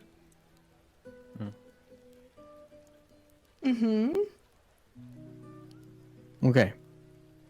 Who wants to be Mr. Invisible? Or Miss Invisible? I can go Miss Invisible, and I also need to set up my play, so it's a bit of a problem. Well, I mean, I can help Jivkos, and so can Irius if it's just setting up the stage and stuff like that. How long would that take? Yeah, I will also need to buy. The need to buy third part of the stay, you still have that, so that can be the whole theater play, setting up the stage and preparing. So that can For the all play. be not in the Oh, that's last. separate. In the last, where Okay. We the don't need last to do third any of the stay. preparations We're- before. Okay, yeah. so Okay. okay, so I can probably go and sniff it out if you wish. Mm-hmm. Well, I think since you also know where the things Also are. offers herself up. Yeah, I don't think For it should be more than two, really. One invisible, one not. And then I think Hamachi is the best person to be invisible to then plant the evidence. And then maybe Illyria is the best person to deliver the earrings because she's the most reputable, so to speak. Mm-hmm. I mean, maybe Nyx can do it too, but I think it's more like if his name's already in the running, it kind of feels like, Yeah. Trying to actively put dirt on somebody else, not. Yeah. Being a And good with Illyria, it's Samaritan. more like, Yeah. hey. Yeah. Yeah. Okay, so we do the Illyria and Hamatia can do that. That's a question of Irius, Jivkos, and Nyx. I don't have much of an idea of what Nyx, what Jivkos should do besides attempting to spread like more knowledge about the play, but that's also fairly like done already. I don't know. How about this? Because you're gonna have to do this like undead play situation.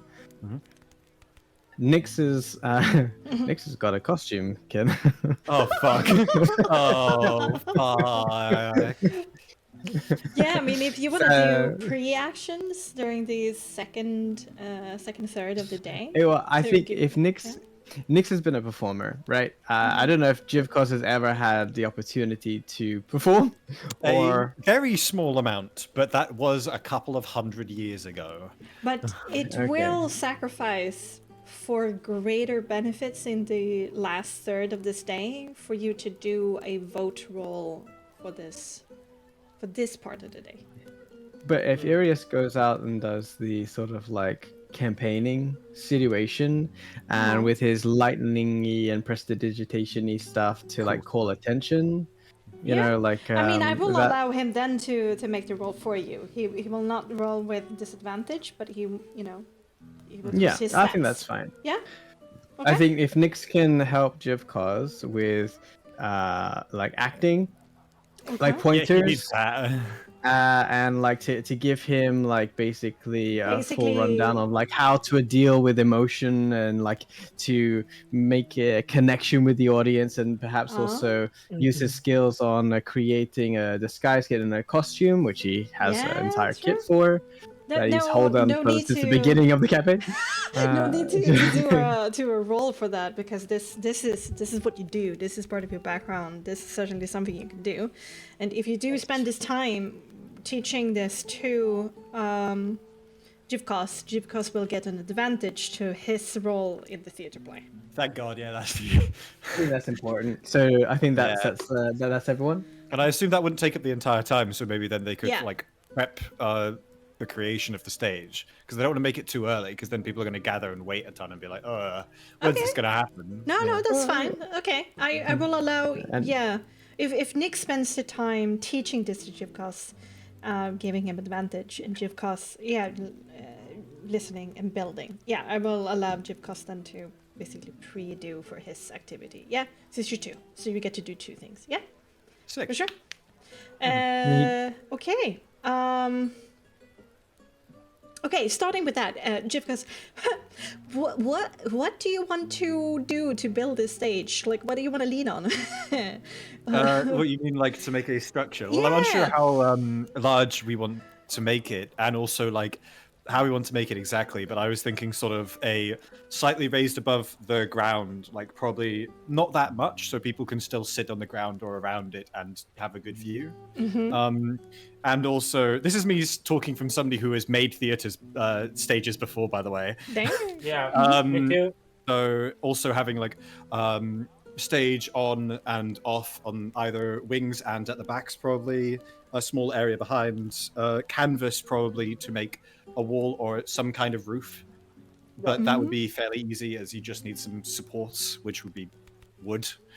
Nice. So something big, but not like extravagant in terms of like tons of decoration and stuff. Hamatia can come and do that.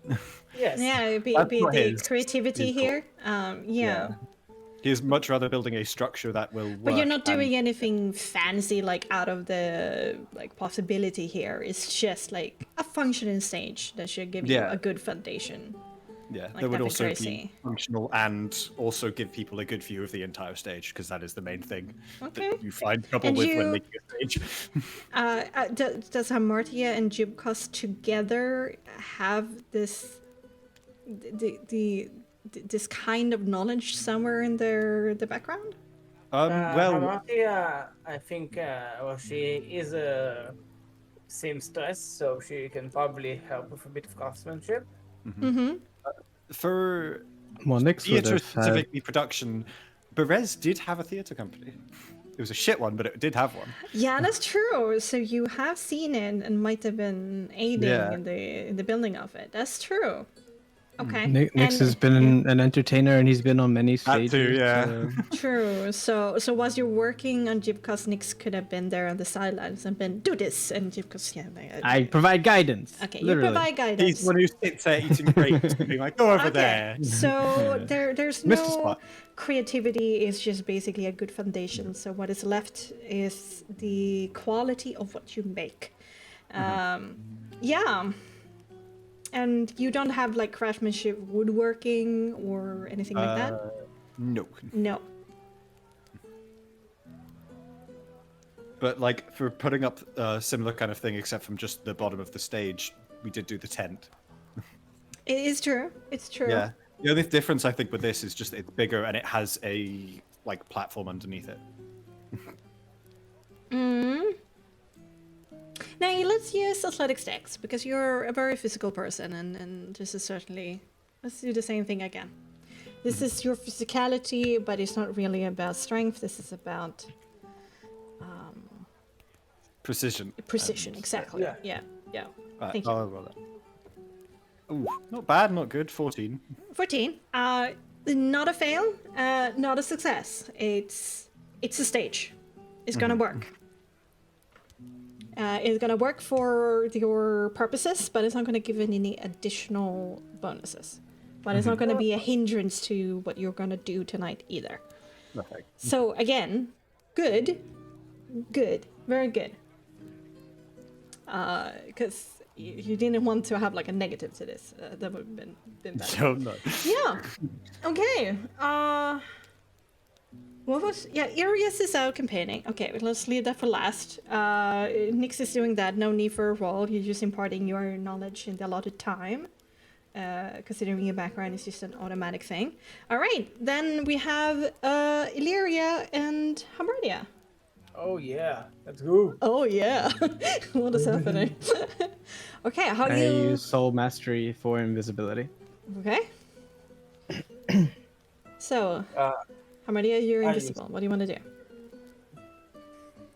Okay, so I want to first things first. I want to see if I can find what's his face, the asshole Arigal. Whilst I'm With sneaking around. Illyria can be like, asking you around, theoretically. Like, you Yeah, don't have to 'cause- be completely by yourself. Yeah, because Illyria doesn't have anything right now to do, so she can definitely do that. So let's do an investigation check by Illyria with a pretty easy DV because people want to help her. Oh, Nice. yeah.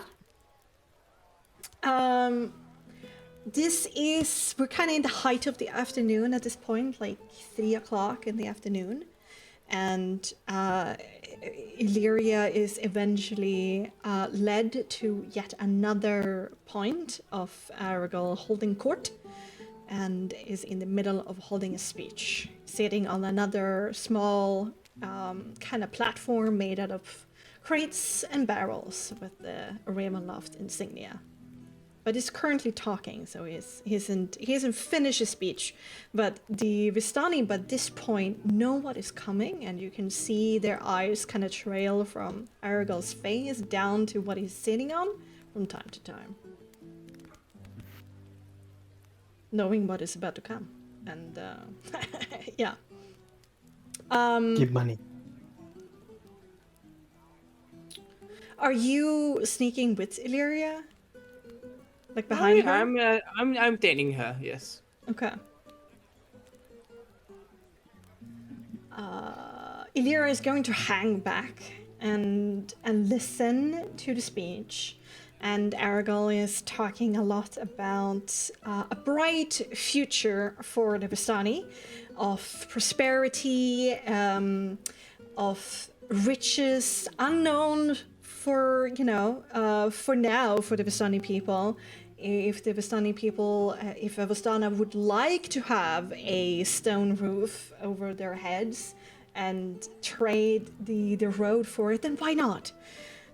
What they should do is to be free and to be themselves, their best selves, and to be as rich as possible and successful as possible. So anything is possible as long as they're friends with their prince and aid him, and everything will be just hunky-dory for the Bastani as a result. As he is speaking, I would like to sneak around to the back of the, almost to the. If there is like a backstage, I would like to see what's going on over there. For my safety. Yeah, he has basically overtook a circle of Bastani wagons. So he's kind of like sitting in the middle by the campfire, and then everybody like spreads out before him, like in a loose half circle. Some have like climbed up on the wagons, or sitting on the wheels or the ladders to them, and then in the wagons, kind of in the third of a space that is left behind him, like standing in between them and behind them, like loitering around, are like a loose number of like 10 or so gruff-looking Vistana. Some of them are like in the open, listening to what Aragorn is saying, being open and visible to the public. Some are like, you know what? Give me a perception intelligence here. Sure. Perception intelligence, you say? Let me check. Use that big brain. I bought a tablet for my studies, and now I'm using it as like a character sheet, so it's really like immersive and shit. Yeah, Look at you. Look at you shining. it's really nice. Okay. Not a 7. Okay. And there's some like of them that are like hiding, not hiding, but kind of standing around in behind the wagons or further away, and they're like looking out and around. Half being like vigilant of the surroundings, and like half just having a deaf ear to the speech, not being that interested, and just spending their time just waiting. And Radu is among them. There in the back.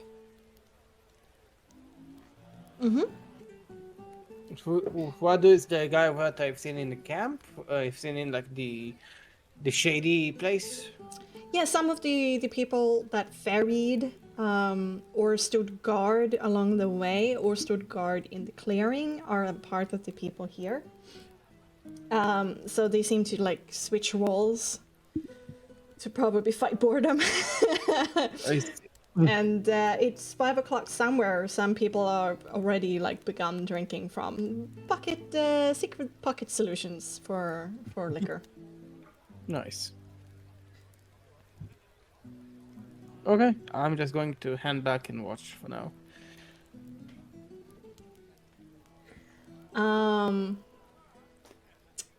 Aragorn clocks Illyria across the way.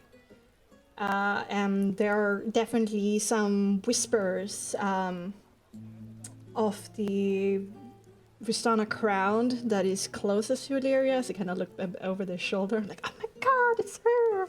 She's right there! Oh my god! She's smaller than I thought. Comments like that. But Aragorn doesn't invoke Illyria's name at all.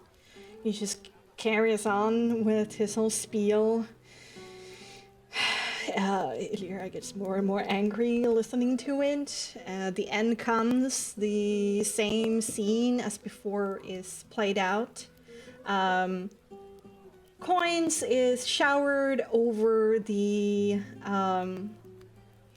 crowd, and then a select number of Vistana that seem to be pointed out by random, but is probably calculated by Aragorn, is given expensive gifts from the pile. And then he declares that he is going to have a large pre-debate speech, pre-funeral speech, at a specific location in the camp tonight, and even those who have already been and listened to him before and gotten coin can come back.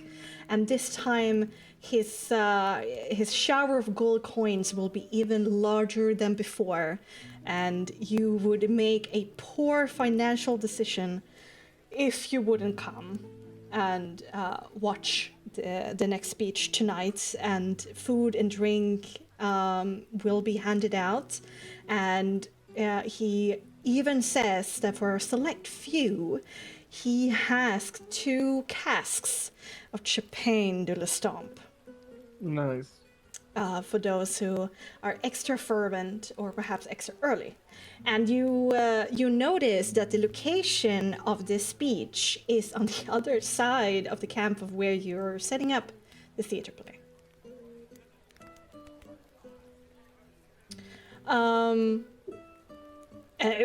You know, people get excited. Woo! Wow! Yeah! Money! Drinks! And they start to loiter out. Brodu and the other people bring forward the wheelbarrows, and they start to load the used material up into those. And there are several people who comes up to talk to Arago, and he does a lot of like shaking hands and talking, still ignoring Illyria. It's like 30 minutes. You guys have to wait for him after the speech for him to finally, like, there's no one who wants his immediate attention. Everybody kind of leaves, getting ready for like dinner and resting, and then coming back later for the bigger kind of event for tonight. That's when Aragal turns to Illyria. And there's like a cool greeting between the two where Illyria goes, Aragal? And Aragal goes, Lady Illyria. And he kind of like walks up to stand a couple of meters away. He gives a bunch of pleasantries to her, saying it's so nice to see you again. You're looking radiant as usual.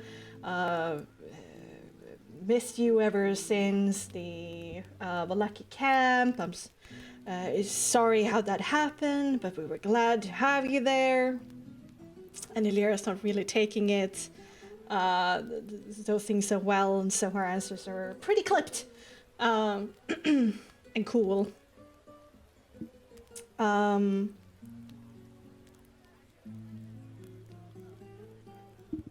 Okay. I'm just waiting for him to go somewhere. Like a good little creeper. Yeah. Did you guys want Illyria to like ask anything here? Like actively, like to Aragal? Anything? Of like asking him to show, like, can we have a private conversation in your tent? Yeah, sure, if you can lead him there, that would be good. Yeah, I mean, the intended goal is to find out where his tent is, for Hamatia to potentially steal something personal of Aragal's and plant it. So if, I mean, Illyria would know that's the plan anyway, so if it's to, like, get him to go to his tent, that seems the most plausible way of achieving that.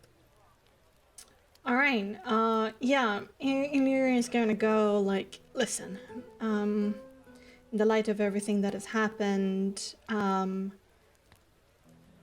I think I need to speak to you privately about this debate. Can we have a private conversation in your lodgings, basically? Basically. And Aragal takes a half step back, kind of twists his body to the side a little bit, and crosses his arms over his chest.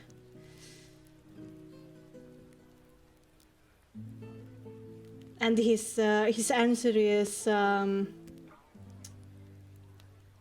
can sadly entertain what kind of things you would like to tell me, Lady Illyria, and I am not a fool. I do sense that for some reason, which I fail to understand, that you do not like me so much.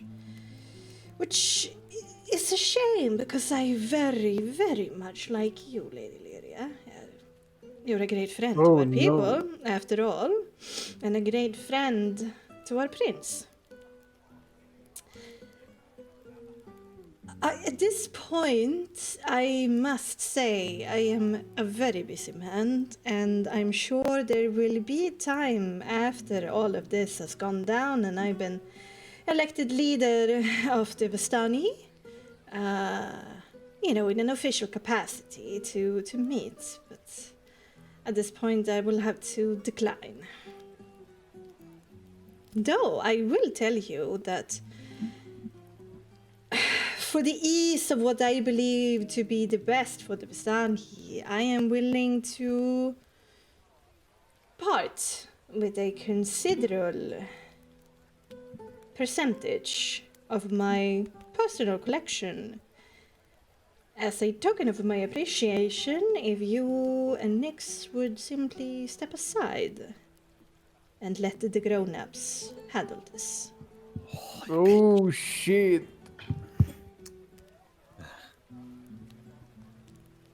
It must be hard for your pride to, well, throw in the towel so soon, but I hope it's a small balm to make this decision easier for you, because, well, it's going to be a valiant attempt, and I'm sure you're passionate, but it's not going to be match for my prowess, I'm sorry to say. And in this regard, I do have our mutual friend more squarely on my side of things. Illyria huffs, she puffs, and she coolly says, I see, that's how it is then. No thank you. I am quite well off by my own merit, thank you. Perhaps more so than you are. And we shall see what the Vistani people truly thinks tomorrow, shall we? I guess then we have nothing else to say to each other. I can't say it was a pleasure. Goodbye. Oh, Hamatia murmurs to herself like in her head for a sec. Oh, I can see why you can't like me. Nyeh.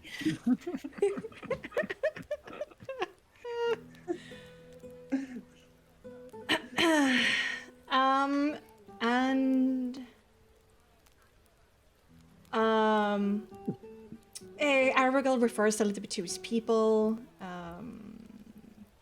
Stays a little bit longer. There's some more people that comes up to talk to him. 20 minutes or so later of impatiently waiting. How long does invisibility last? an hour. 1 hour. This is gonna be tight. You have If I see that I can't make it in an hour, I will recast invisibility on myself. okay. Because it's going to be like 5 minutes or so left of your invisibility when he finally begins walking away from the area. Yeah, so I'm just going to go somewhere, cast invisibility again, and come back, pretty much. Okay. And I'm good with Vessel. All right. Nice. Good. Thank you for the soul check. Okay. He starts heading out of the camp. Two Rosanna trails after him at a respectful distance, and he begins walking out of the Rosanna camp. He's not going to one of the central parts, but he's going further and further and further away, and soon you leave kind of the loose perimeter of the camp, and he goes kind of in the same direction into the forest as that pile, but not exactly. Okay. At this point, I need you to make me A sneaking check. dexterity stealth with advantage, since you're Nice. invisible. By the way, do we get like an upgrade on our proficiency bonus at level 8? No, it's 9. It turns into 3. No. Okay. 4. But invisibility should impact passive perception as well. Wait, so what is supposed to be my Yeah, it's minus proficiency? 5 to passive. Hmm. But I will 21. That's going to be a 21 for me. Damn. I am for the Vistana that are working with him. I'm gonna use their passive, but Arrow is being a little bit paranoid, so he's gonna, as he's leaving the perimeter of the larger Vistana camp, he does look over his shoulder and into the forest a bit. It doesn't seem like he wants to be followed. Ooh. Nice. Secret sneaky. Gonna go sit dead on the motherfucker.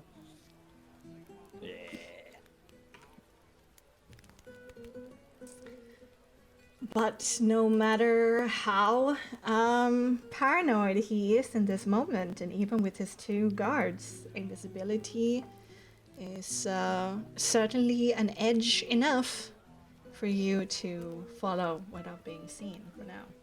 It's also the light of day, which makes things a little bit easier, for sure. And kind of the same amount of time as you headed out for the 15 meters or so, which is walking straight out into the forest. Aragal does as well. So he located on the map. He's pretty close to the pile, but it's not exactly there. He kind of goes off in another angle.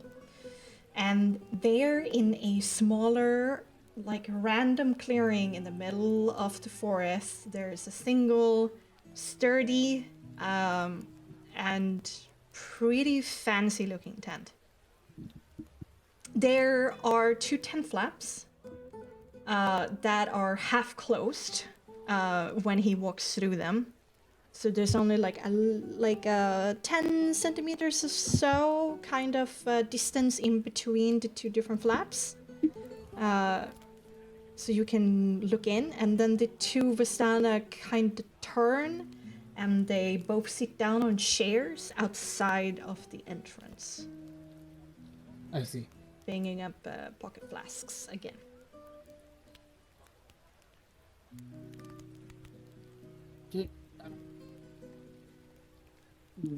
Can I look inside the tent, or?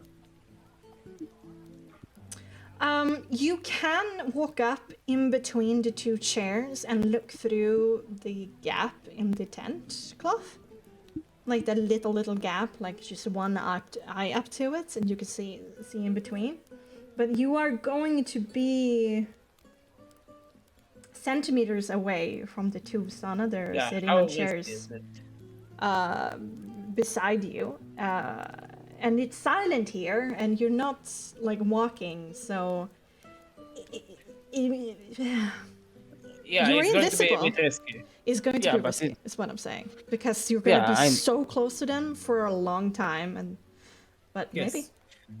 I think what Hamatia will do as of right now, she shall go sit at the bush and go lie down and just be on Overwatch until we leave, pretty much, because she didn't see any other guards or something. You walked past 1 or 2 guards on your way here, but for now it only seems to be 2 people in Aragal here.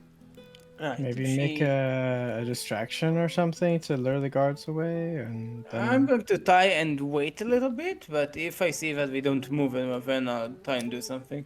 Oh, wait, we're not doing this correctly. So sorry. Oh, we need to have super secret squirrel stealth Yeah. music. Yes, indeed. Snake! Snake! Okay. Now we're doing it correctly. Solid steak.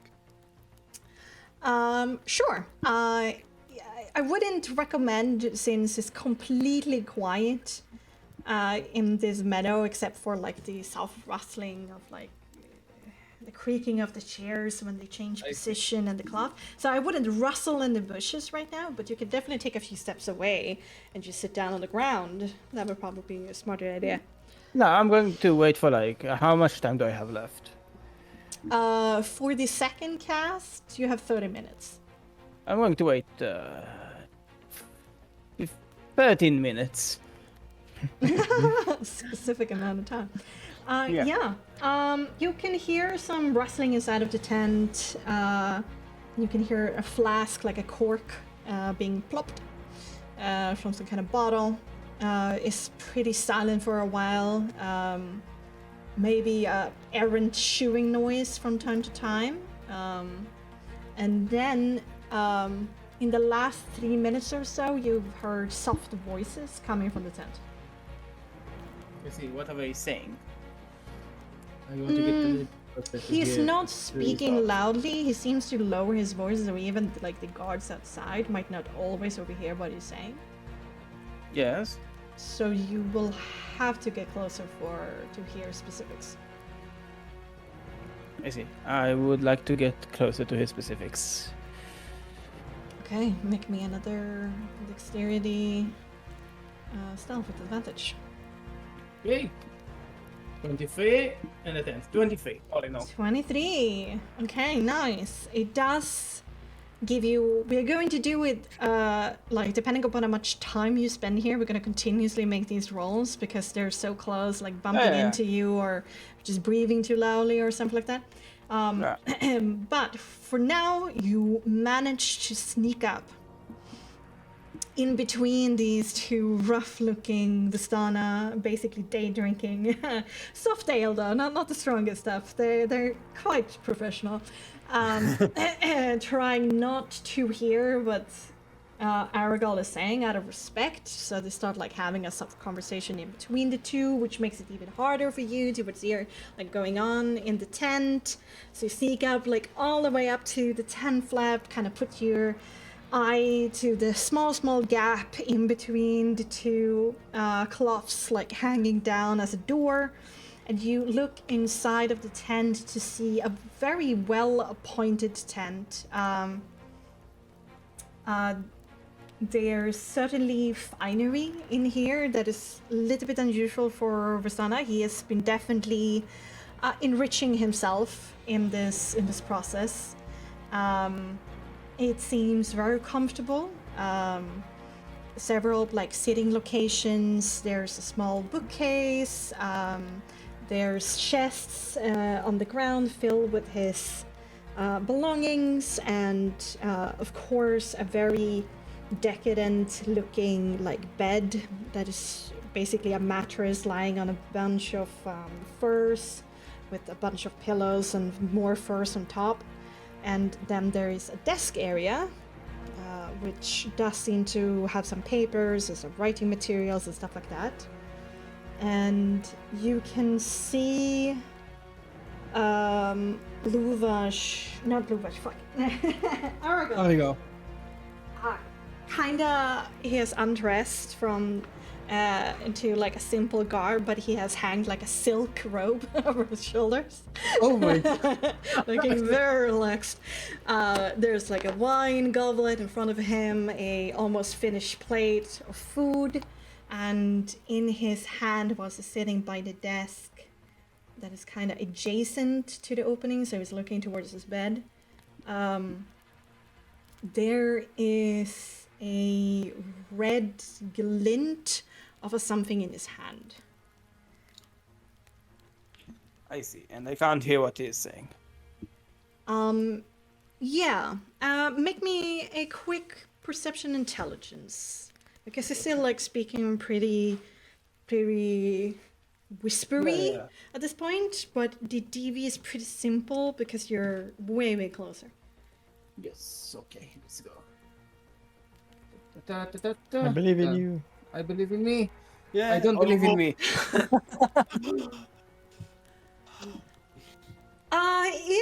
It's hard. He's speaking very softly. Okay, that's fine. I'm not saying here it's impossible. So I'm now considering what words I want to give you, because some words you would be able to overhear, but you don't get the full context.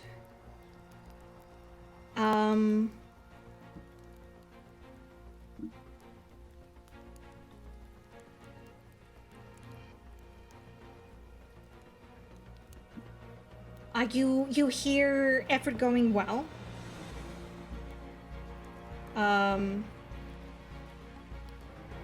Then when, then need. Stupendous. Gift. Tried. Flying. I see. Okay, that's good enough. And then lastly, forward. And then whatever he held in his hand that gives off this red glint, he puts into a box on, like a lacquered wooden box on his desk. And he kind of like sits back and swirls his glass a little bit and is thinking. I see. Well, it's time for phase 2. Hamatia will sneak away. And it will get to a little bit of a bush, like let's say, how far do you think it is between the tent and like the nearest foliage? This is a small clearing, so it is in diameter perhaps 10 meters. So, so she's 5 going meters to- to closest bush. So she's going to go 20 meters into the forest, so it's like 30 minutes away from the party. She is going to take a tinder from her tinder box. She is going to light it, and she's going to set a bush of blaze, and then get to the other side of the clearing. Nice.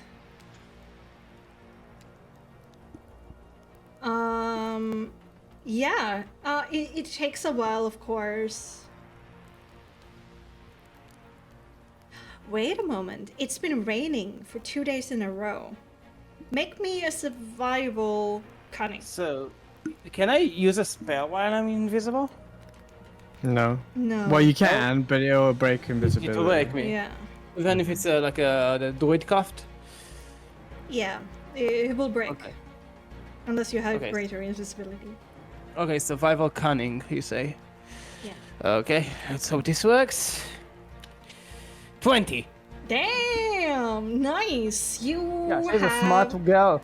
backpacked enough in Barovia and in this wet environment that it can be sometimes to know the tricks of starting a fire despite the moisture everywhere.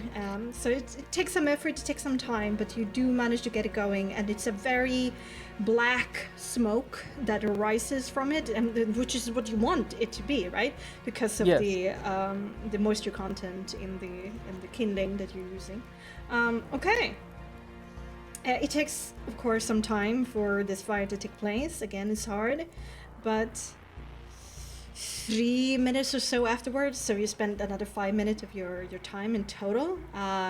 One of the guards like stand up and points and makes this. He doesn't shout. It's just this low, commanding voice.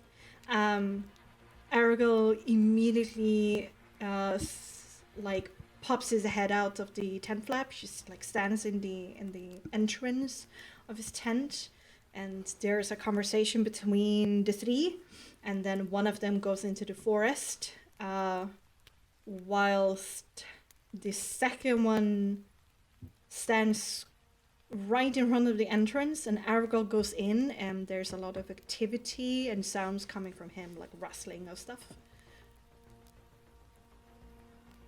I see. It will be a bit easier for me to sneak now that there's only like one dude, or is he standing like...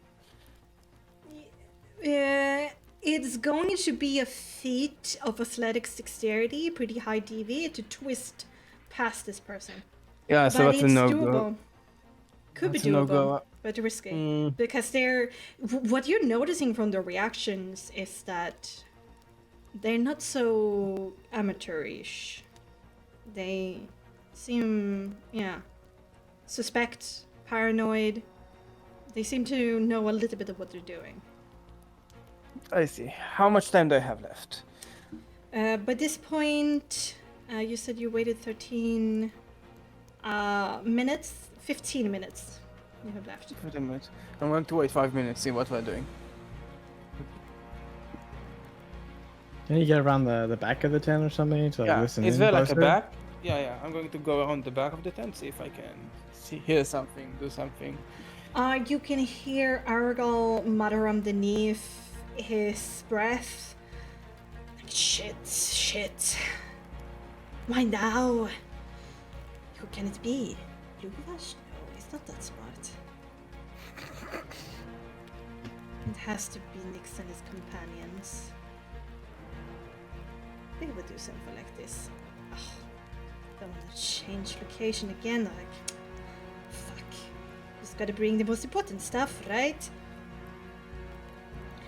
And there's more rustling papers and things, and he walks out with a single like satchel over his back. He's changed. He's not really carrying much with him, but considering how well made that satchel is, it makes you suspicious. And he and Tuvistana goes running into the forest whilst The moment we go running into the forest, I enter, if it's clear. Yeah, and the second Vistana kinda moves out of the entrance of the tent, and that Vistana goes into the bushes and they hide in like the foliage just at the border of the meadow, and they observe the tent. I see, so they are looking for me. Mm-hmm. Well, I'm invisible, so I'm going to True. go in. But the tent flaps are hanging there. That's true enough.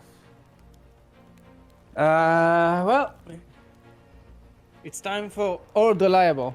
I sneak. No, but that would burn me. Does he know I have a muff? I don't think Igel knows I have a muff.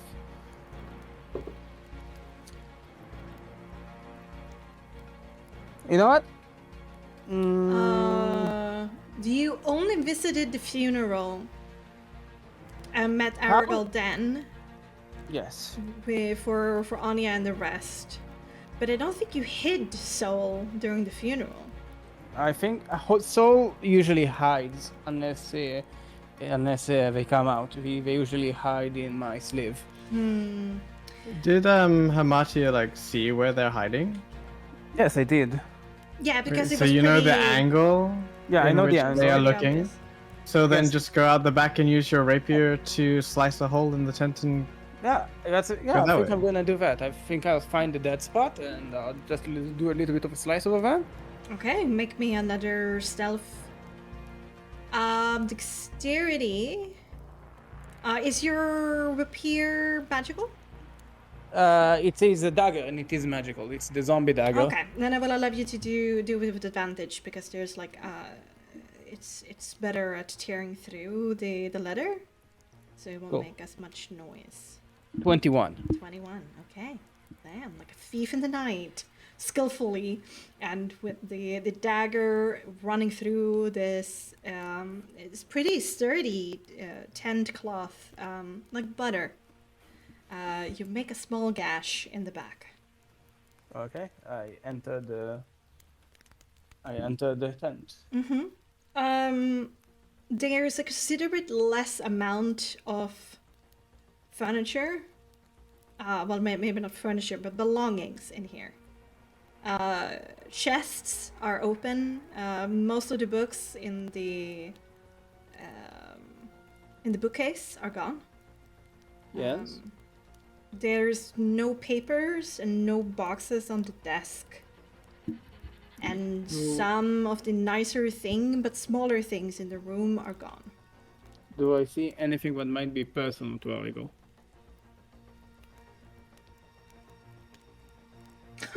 Make me a perception intelligence. Okay. Wait a moment. Or this would be an investigation, because you're actively Investigation? searching. Yeah, this is an investigation. You're taking some time here to do this. Like I'm Investigation what? Investigation cunning? cunning. Yeah. Like taking a minute. Or Oh two no, to that's a search nat for- 1. No. Oh no! Oh shit. No, he went through this place really well. Okay, what Like do I... What?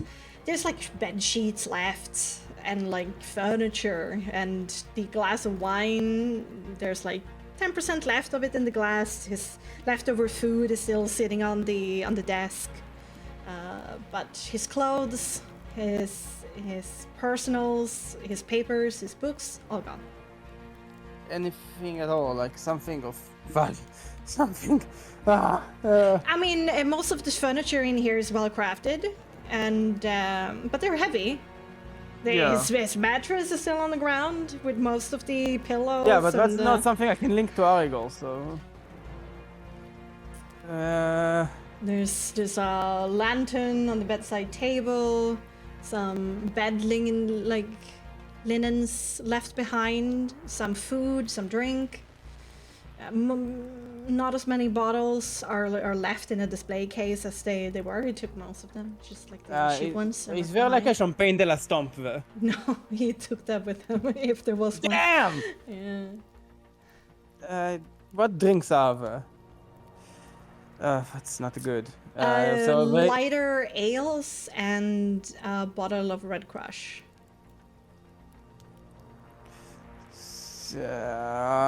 Nothing, eh? Shit.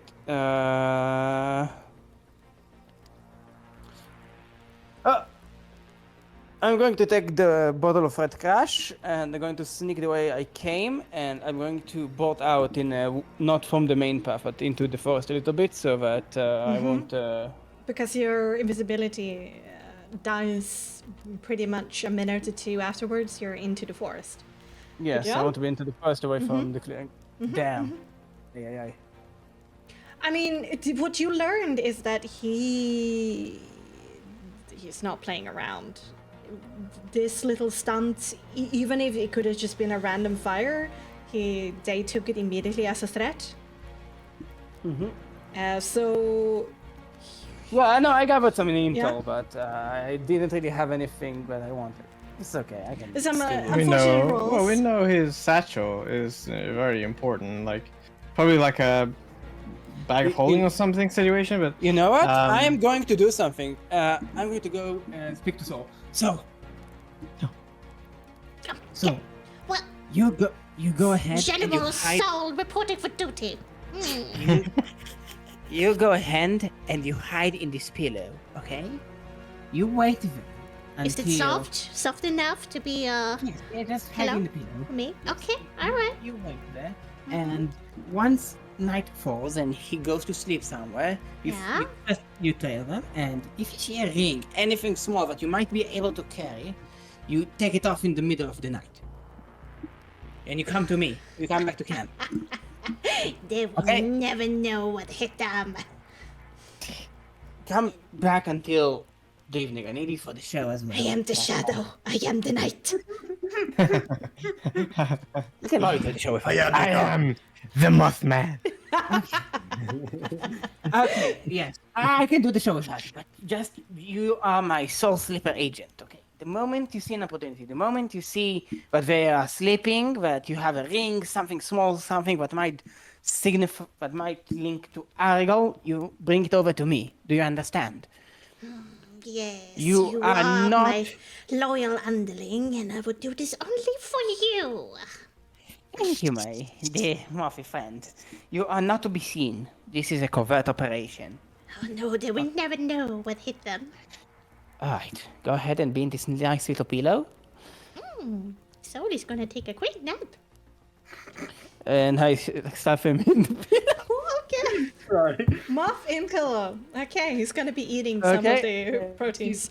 Yeah, fibers. He's Yeah. my slipper agent. And then I'm going to bolt him out. Damn. I hate that. I love it. Yes, someone's gonna feast on some good fibers tonight. Yeah. Indeed. Okay. Okay. Da, da, da, da, da, da, da. Okay. Okay. Sleeper agent. So good. You make your way in a roundabout fashion back to the camp. And Illyria is kind of like walking back and forth very worriedly, like around the campfire in the healer's tent, like there, seeming very worried. Oh, hello. Mattia, there you are. Yes, yes, What? yes, here I am. Sorry, when you- Valmatia. Yes, yes, yes. I'm not Amartya. I'm Valmatia, the playwright from Beyond the Myths. Yes. Yes, yes, of course. A new friend of mine. So? We need to gather the party. I have some intel I would like to share with you all.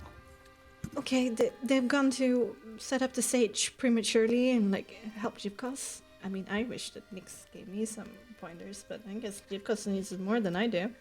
Yeah, I'll do fine, I'll do fine. I'm gonna be great. I'm not going to play. I hope not. Can I just No, be like in the background and like move things about? Dawn, the bed, will be the actor. It's going to be an animal play. It's going to be so good. You're going to see. Okay, good. And it makes me so much happier, actually. Okay, let's go and get it.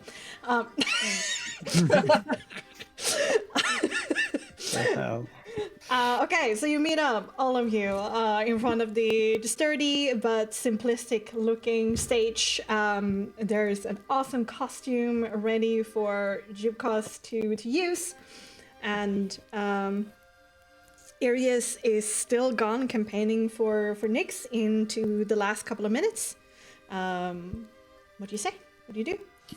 Okay, hi everyone. It's me, Valmatia, the playwright from Beyond the Myths, and I have a very, very nice tale to tell you all. If you will all gather around and be a little bit, well, let's say, finesse, a little bit fun, a little bit dexterous. Come. Okay, so do you hear? I have paid a visit to Aragorn's little tent. Well, I say little, but it's very much a extravagant little tent. Unfortunately, I tried to cause a distraction in order for them to leave the tent, but they acted very military-like. We're well trained. They suspect us for being the perpetrators of this attack, and they Wait, made notes you of- attacked them? I did not attack anyone. I just made a little fire near the camp, but it wasn't anything substantial. I just tried to get them out of the tent, but unfortunately, Okay. they were well coordinated and did not act the way I expected them to. Argo was speaking to a red orb. Something red glinting in his hand. Yeah, some sort of red glint in his hand. He was speaking to it like perhaps it's a sending stone of some sort. Do you know of anything familiar?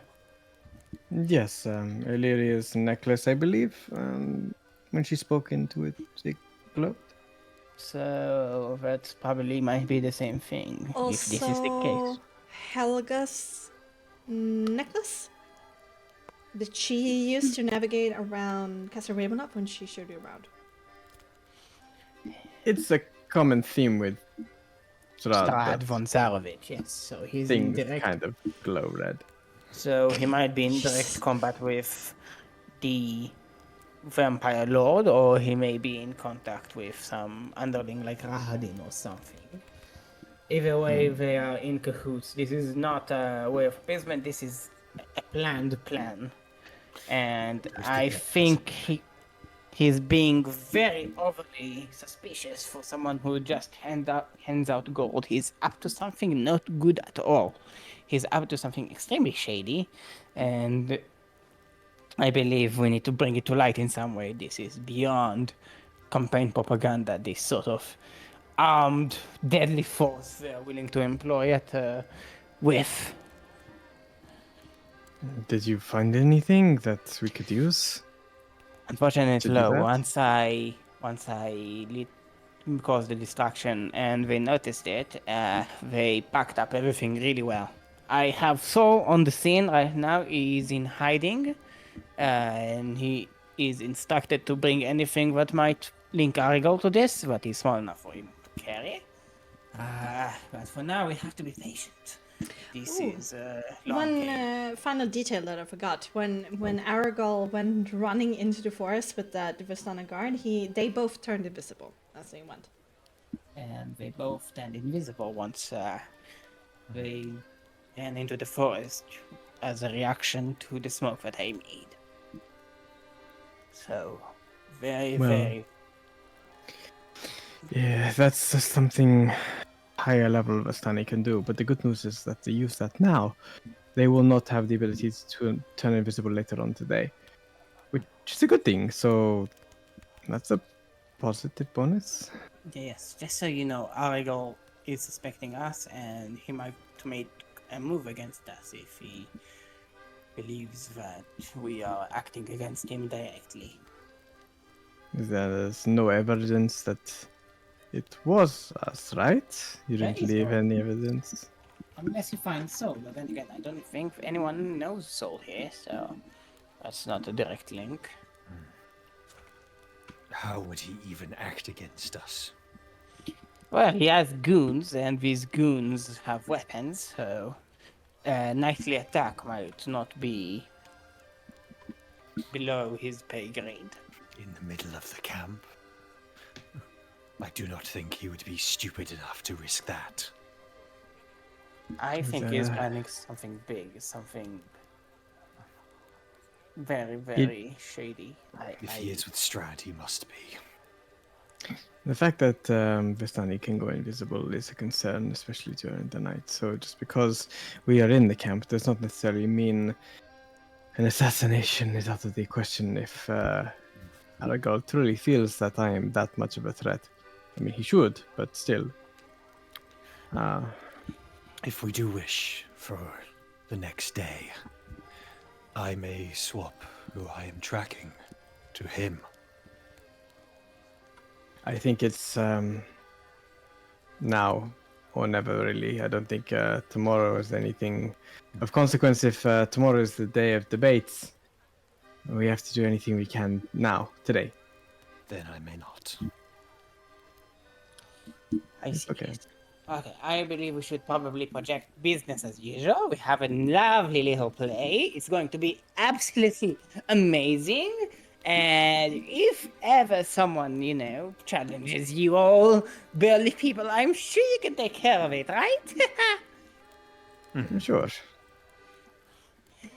Lovely. But that's all I have to say. I'm going to prepare for the play now. I have some things I need to do. And, Valmart here probably want to go and do some final preparations. Specifically, there are some things that I wish to acquire. Oh, okay. Okay, so I need some wigs, some fireworks, Oh, some empty barrels, okay. fake blood, so about like tomato juice or like a red Wine. velvet or Red something. crush wine. And if I can find some like stage lights, that would be great. First, invent If I could electricity. find like not really a spotlight, but just like Torches. But Now usually ball there- lanterns. Yeah, there are some indeed hooded lanterns and stuff like that that definitely plays with light. That kind of technology that Divisani has maybe not invented, but definitely use. Yes, so I would like to acquire all of these. I guess that wigs I can just take from Nix's disguise kit. I mean, He has a couple. I wouldn't say he has like a bunch, but I mean, Yeah, I need like 6 wigs. can we shave Jivkots? You do not want that. I do not think you want that hair. Like 6 wigs. Yeah. I do believe that you can find all of these things, but you cannot be too picky about the quality. I don't care about quality. I just need them. Exactly, because you won't have the time to pick up all of these things if you did. Okay.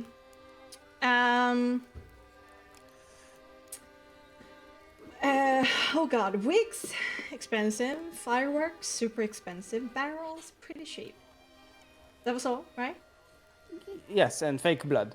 And fake blood. is like Okay. 20 Rush, rather. Okay, so is it a lot of fireworks? No, it's just like enough for Like a a couple? climactic, like a Ending? climax. Yes, yes. Okay. Get some sprinklers, maybe. I mean, let's just use like prestidigitation. I mean, that The could also sparks? work. I would Or say the- the fireworks for like it's 50 gold to like shoot up off maybe 3 for the ending. Okay, maybe the fireworks are a bit much. Never mind. Okay. We can do sparks a little bit, but I can do other things. I can Okay. probably do fire. Okay. Yeah. So wigs. How many wigs did you want? Like 6 wigs. Oh, damn. Okay. So 12 gold coin for the wigs. Okay, that's fine. The drinks, like a lot of fake blood, No, like like 2 bottles, Yeah, 2 bottles. 1 gold. Okay. And then the barrels, like several. How many? 1, 2, Like 4 barrels. 4 barrels. we could probably find spare barrels around the camp. Yeah.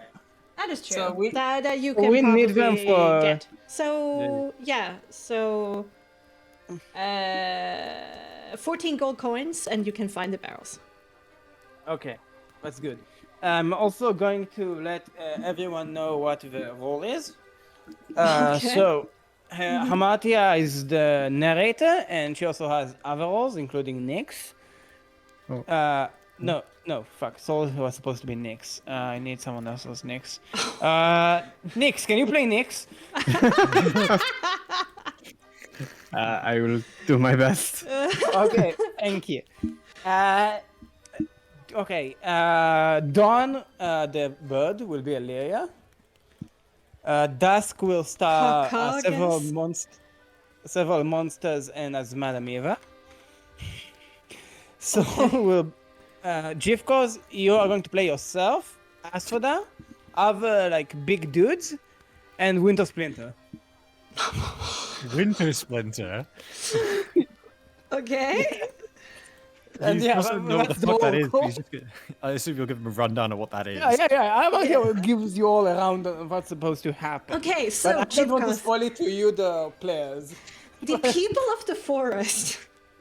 Oh From god. what you remember them to be, like the thorn in the side, and like the respect that But also the legitimate Argenvost people who had. live there. Yeah, they for some reason wanted to become favored by Strahd and used some kind of weird magical stone that the group now have in their possession to animate a big ass tree that sucked blood out of people.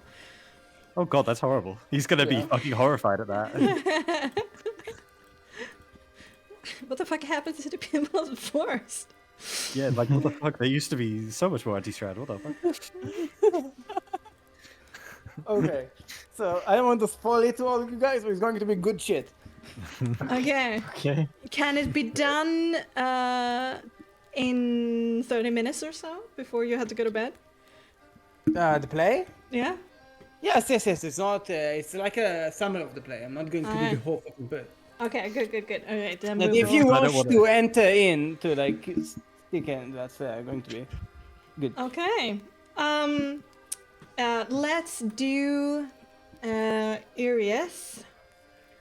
Arius roll to help gather some votes. Oh, and I need like a 1 wooden beam. And that's it. That'll be easy to find. Yeah. Oh yeah. No, that's no problem. Let's see. Persuasion, 1 or +2. Empathy, +3 if you want to manipulate. Okay. That's kind of it. Oh, but he has a +1 from the Stone of Good Luck. I forgot about that.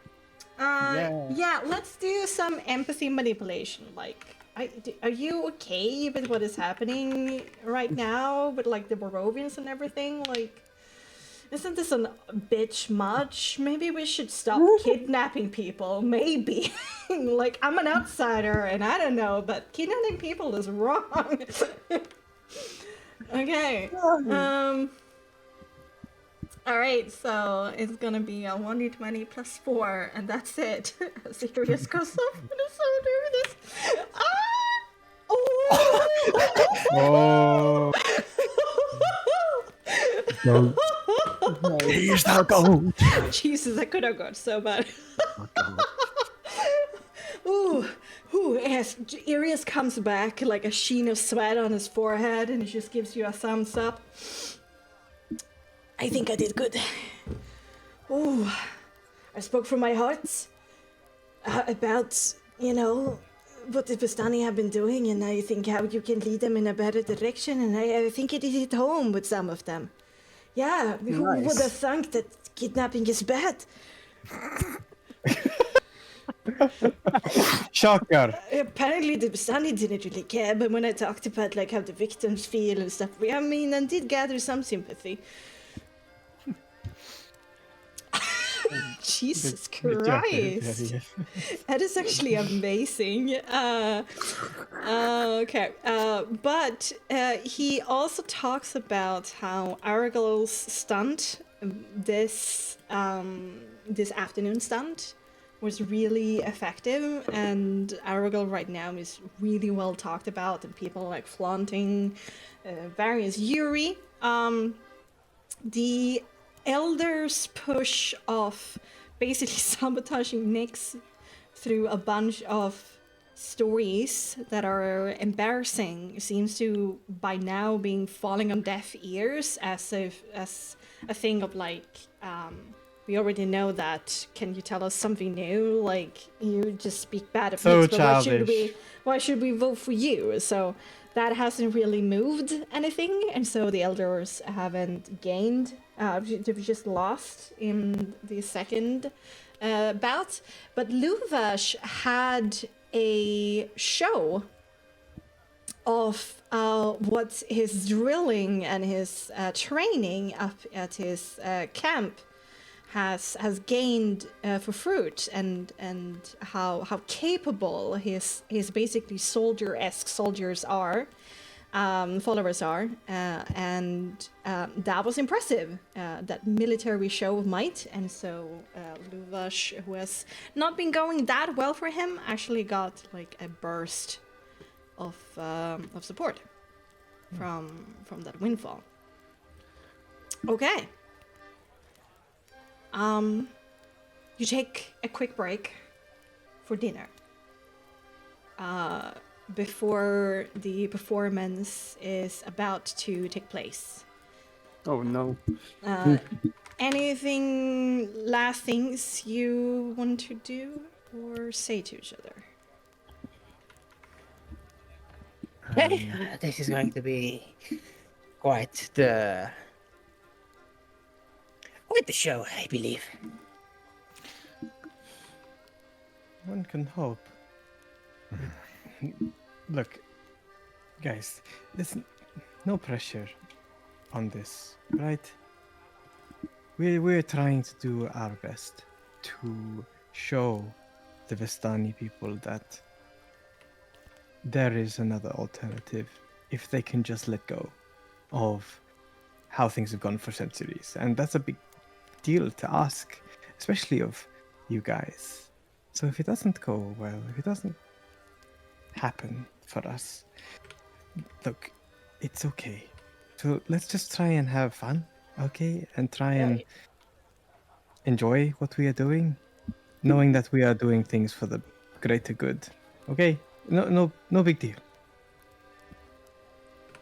Yes. This is going to be tons of fun. You're going to have an absolute blast. And wind blast almost. Not really, but okay. I may have gone a little bit more dramatic than I first would have liked to, but I believe that we may manage to provide some good subtext for your change as you, Nix, and I really hope that I get that message across, because if not, then I failed miserably and I just wasted all of your time. That's not... I'm fine. Nix gives a slightly uncomfortable but reassuring smile. Yes, this is going to be great. We're doing things greatly. Yes, of course. Okay.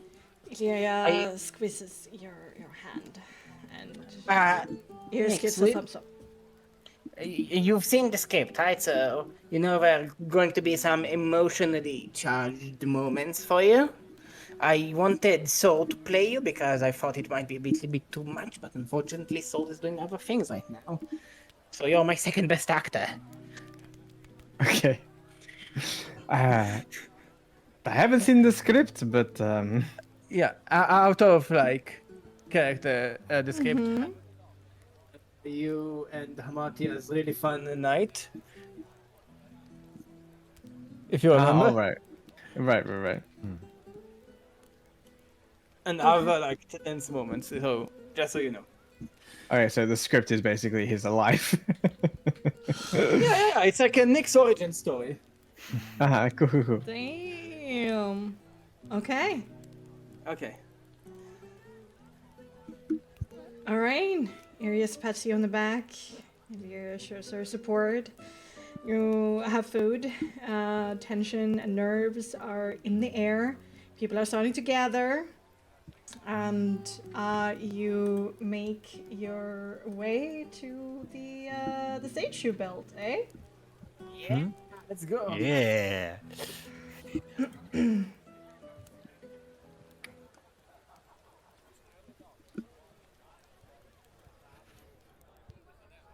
Okay. Okay. Oh, this is going to be so much fun. Yeah, for sure. Okay. So let's switch it up to a larger crowd there. Just for some... Okay. The crowd is awaiting your performance. There is a good, perhaps 250 or so. Gathered. Oh shit. Okay, I need Which Can we see the old I'll man? be right back. Which is okay. Which is about a fourth, a little bit more than a fourth of what is gathered here. Of quarter. course, yeah. Eligible votes are about 750. The rest are like children who are not old enough to have a vote. And in the crowd right now, there are some children as well, of course. What is Danny voting age?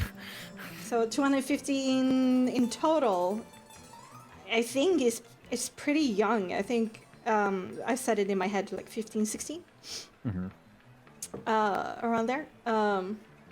But yeah, there's about 200 eligible voters in the crowd, and the 50 are children.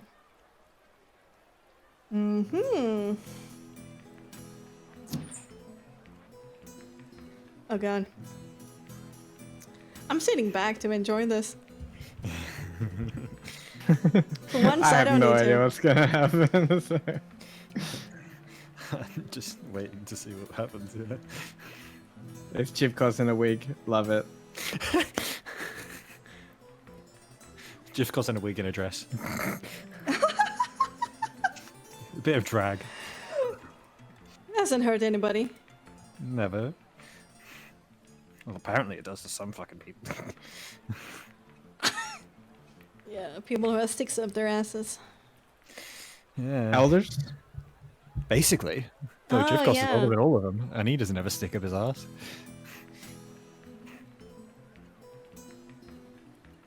Okay, the suspense is rather to kill, like beginning to kill me here. Just witchy laughter in the background. I'm back. Okay. Welcome back. Okay, All let's do right. this. The stage is yours. Okay, so I'm standing and Veronica says, "Hello, everyone. Welcome to a unique sort of theater. Not because the story is unique or the actors are unique. Well, the actors are unique. We are going to perform a stage play describing Nick's misadventures after the whole, let's call it, what's his face? The guy that, the witch hunter that killed everyone. Van Richten? Richten? Van Richten. Yes, after this whole Van Richten debacle, Nix has had several misadventures, and we wish to protect them here. So I, Valmatia, will play several characters. I will be the narrator. I will be Hamatia and others. And for the role of Nix will portray himself. Our main attraction, Jivkos, the undead Minotaur, will play several characters as well and perform tons of amazing athletic skills. And for other players in this game, I bring to you two great actors from beyond the mist. You can say that they have taken flight to reach here. I present to you Dusk and Dawn. And Valmatia will use summon animal. She will Conjure use beasts? conjure animals and bring to life Dusk and Dawn. And she will Damn. burst out flying from like the backstage. And do like spins in the air.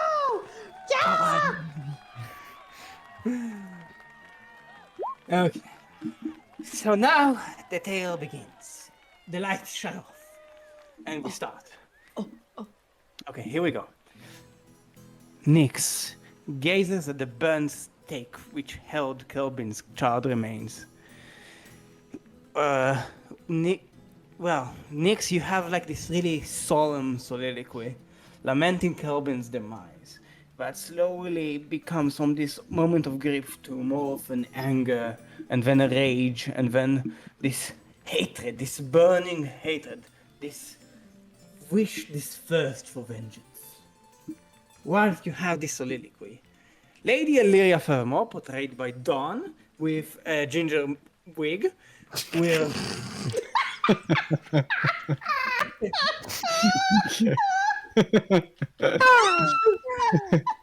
will enter the stage.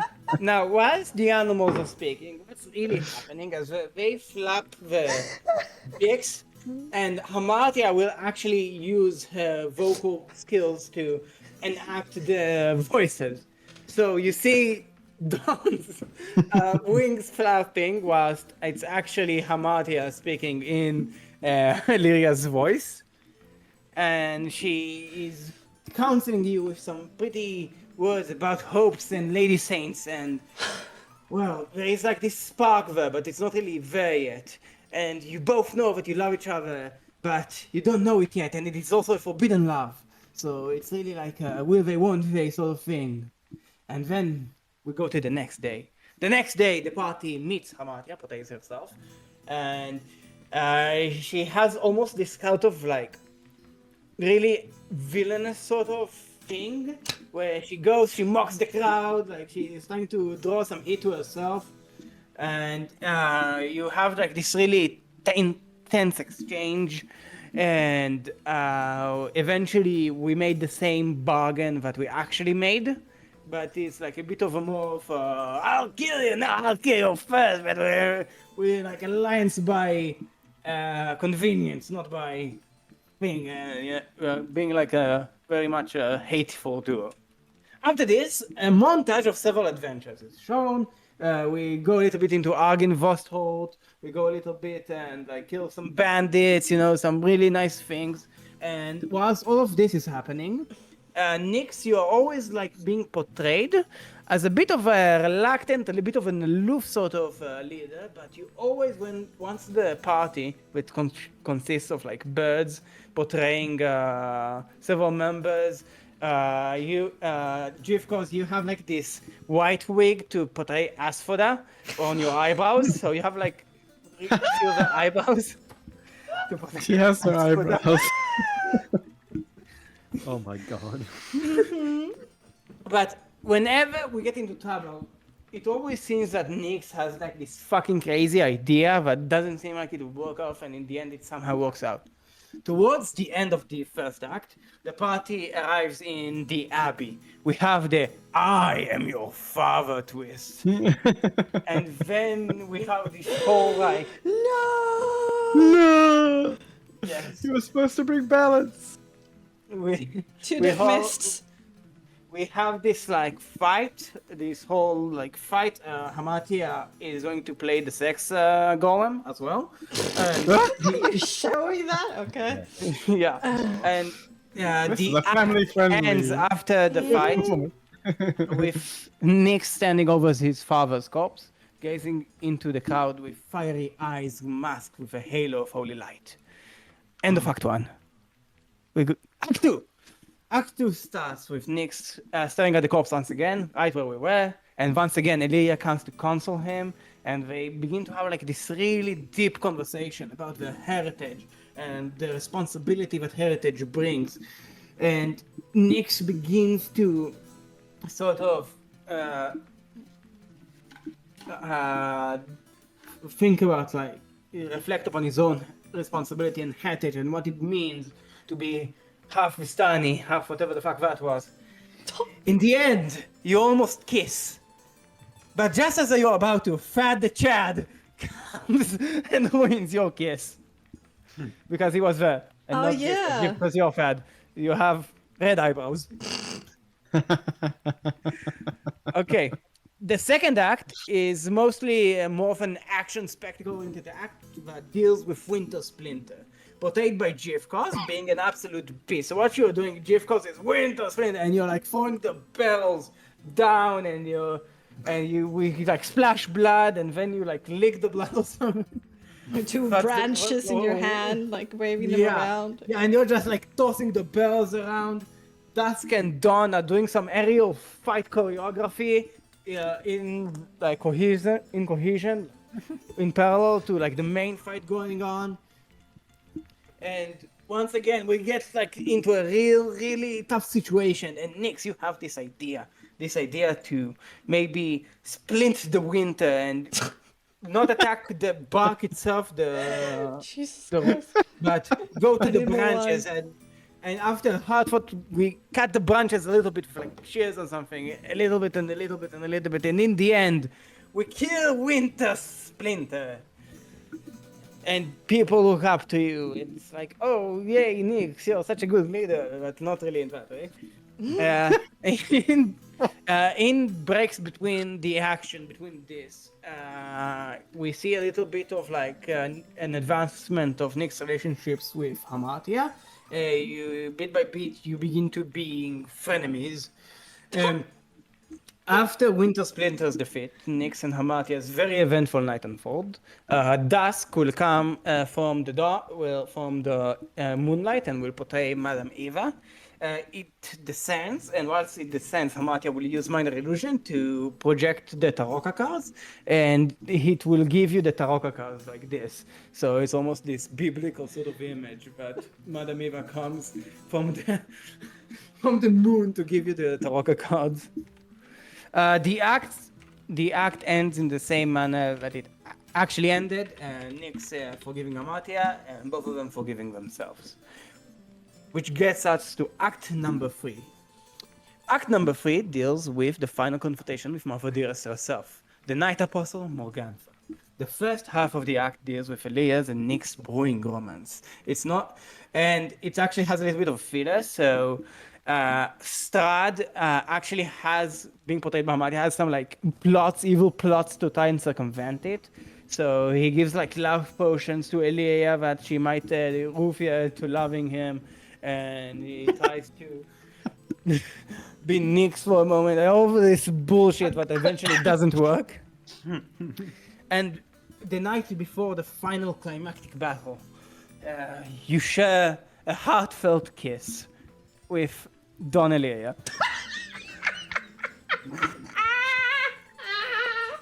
Did you? Just a little peckle area. Get a few Okay. feathers in your mouth. During the raid of Skull. Now we begin the raid of Squall Manor, okay? Nyx, instead of like tumbling down and, setting up every trap that we ever had there, with Nyx's leadership, we're able to avoid several traps. You beat Bella at a game of deadly chess. You are tweet Ophalia into an early grave. But during the fight with Ophalia, Hamatia is wounded and silent. She goes off the stage. And now we go to the final battle with Morgantha, played by Hamatia.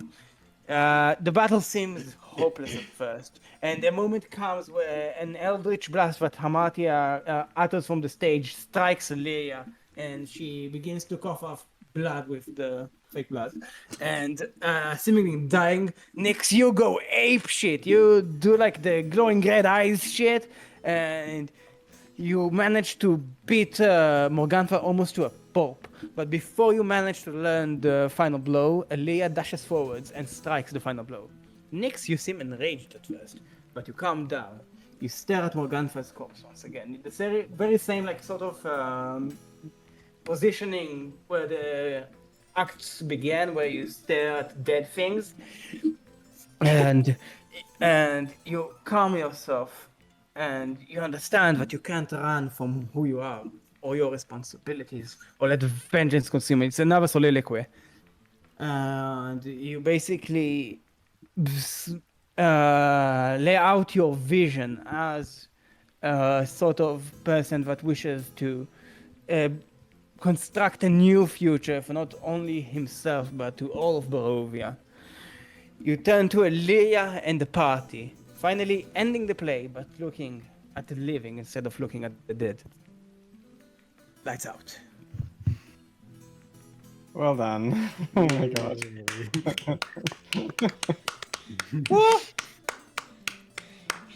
Well, did you have kiss a bird on your bucket list, Nyx? On a stage, passionately, In front of I've done 250 spiders apparently. people? So I Okay. think I was playing into the role of you can take a joke and Yeah, not too it's serious supposed to about be. himself. It isn't supposed to be wholly serious. Like Yeah. I see that. It's good. I had fun. The Illyria bird was amazing to me in my head. It's very funny. Okay. So Jivkos and Nyx joined in on the show. So start with you, Jivkos. Empathy, manipulation with advantage. Advantage because of Nyx's help. Yes, thank God. I really... And your awesome costume. Yeah. Empathy, manipulation, advantage. All right. let's go. 12. That's good. That's good. 12. good for him. Okay. That was good for him. Nothing negative added, but no positives added. You could have lived yourself into these villains and asked for that a little bit more, but it But what wasn't. about like the barrel throwing, the spectacle, the pizzazz? Yeah, but we're not there yet, Cookie. Calm the fuck down. Okay. On the tip, man. I'm standing up right now. You can't see me, but I'm standing up. No. Okay, Nyx, to you, empathy manipulation for unless you have like acting. You I do have have a storytelling. background. Yeah, storytelling and a background entertainer. Yeah. Let's do So, academics I have been- manipulation. So you're tier 4 with manipulation. Double Okay. proficiency plus manipulation mod. I got it. Okay, I got you. I got it. Uh, 17. Okay. You were sometimes confused. I As was the a little plot was confused. going. That is true. Very true. What? Illyria, I love how feathery you are. Furthermore. You're so feathermore. More feathers. Oh, God. Not my best performance. I was confused by the direction. Sorry, that was a great pun. Yeah, indeed. So for you, that wasn't great, but for anybody watching, like, you've done this before. So, a small bonus. Okay, Cookie. Empathy manipulation from you with advantage because of this, all of this prep and the story that you weaved. Okay, empathy manipulation. Empathy is a skill? Yes? Yes. Okay. Trying to sway the crowd to be emotionally vulnerable with you. 22. 22. Okay. And then +1 from the big crowd.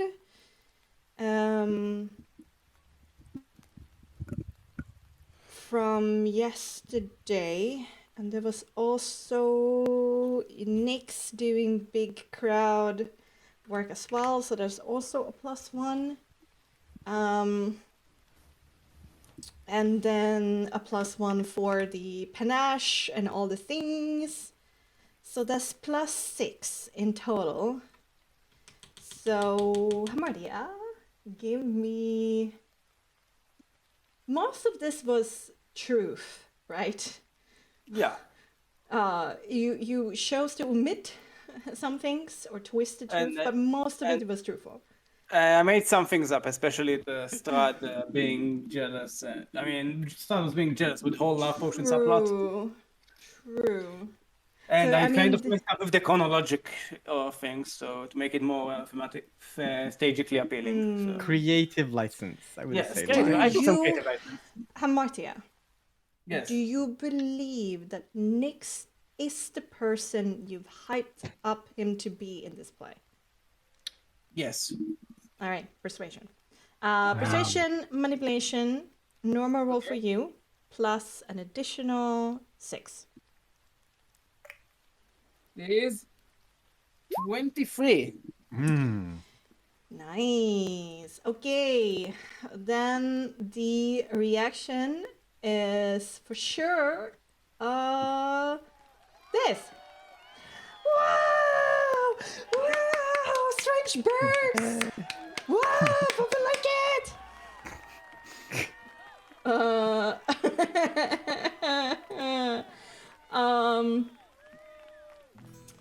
The Visani is a little bit confused at certain points in the story as to did really things all of this happen, but they're enraptured by, like, even if they don't wholesale buy into everything, they enjoy the story for what it is. And as Nix have said, like, the truth doesn't really truly matter. It's indeed more about the story, indeed. Actually, at the point, what is a big kind of scandal is when Nyx is starting to make moves on Lyria. In the beginning, the crowd doesn't really know what to think or feel about this, and there's like a lot of shock in the beginning. But in the end, it is instead like twisted to, wait, this is a love triangle. And that's pretty hot, actually. That's really hot to the Visani. And I'll be in my bunk. And it really like shows how hot Illyria is for these two great like people to like be after her. And it shows perhaps that Nyx is a great person to be able to compete with Strahd. Indeed. Okay, so a 203 was the complete tally there.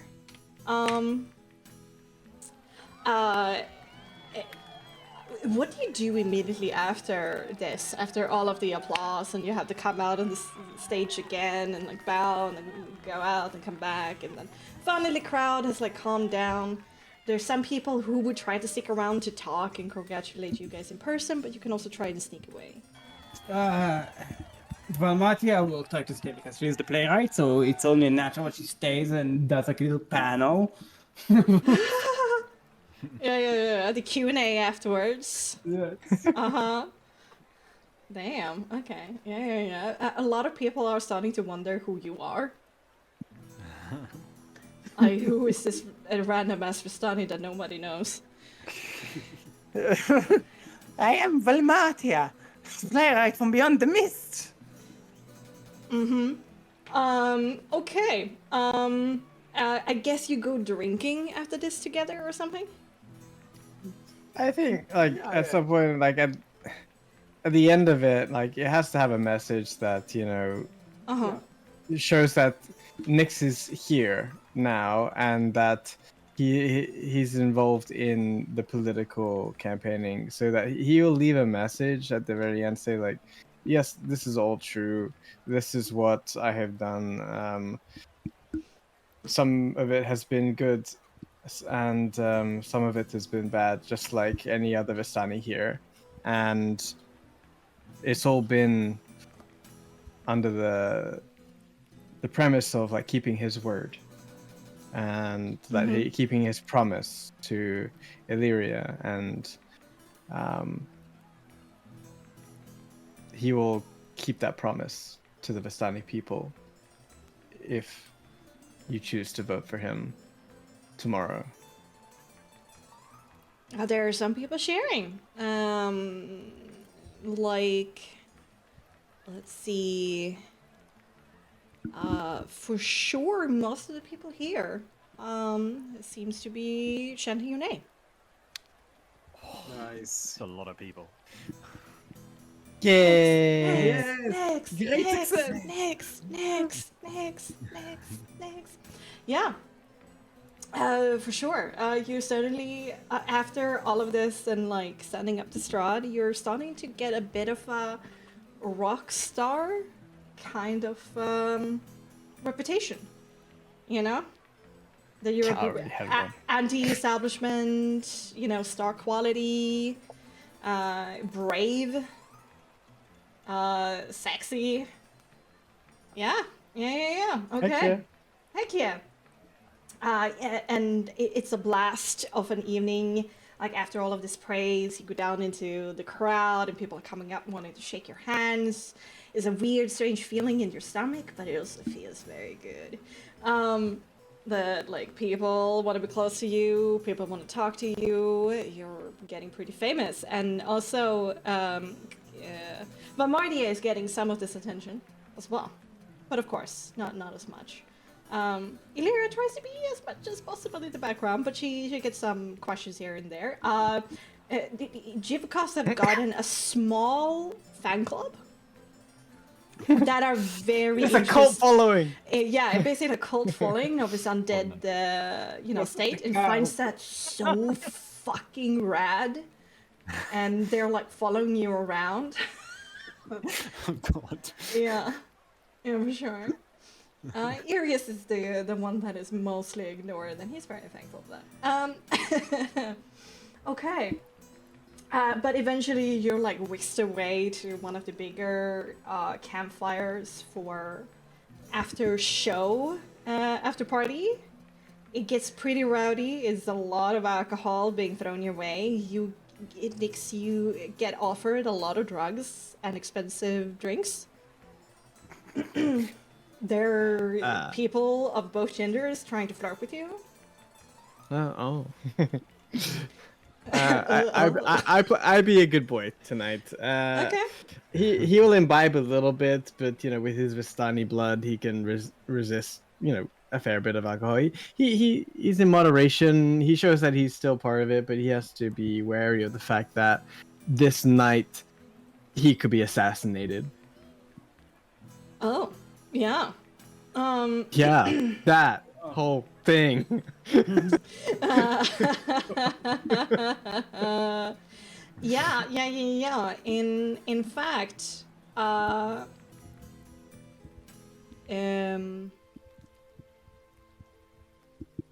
I want to do this or?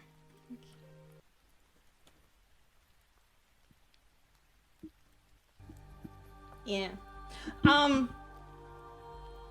At some point, you really have to pee, and you stumble a little bit into the bushes, seeking privacy. And it is kind of the area in between the wagons where there's some grazing ground where the horses are usually stashed for their well-being and like grazing and food, and to be away from the more rowdy areas of the Vistani to keep them calm.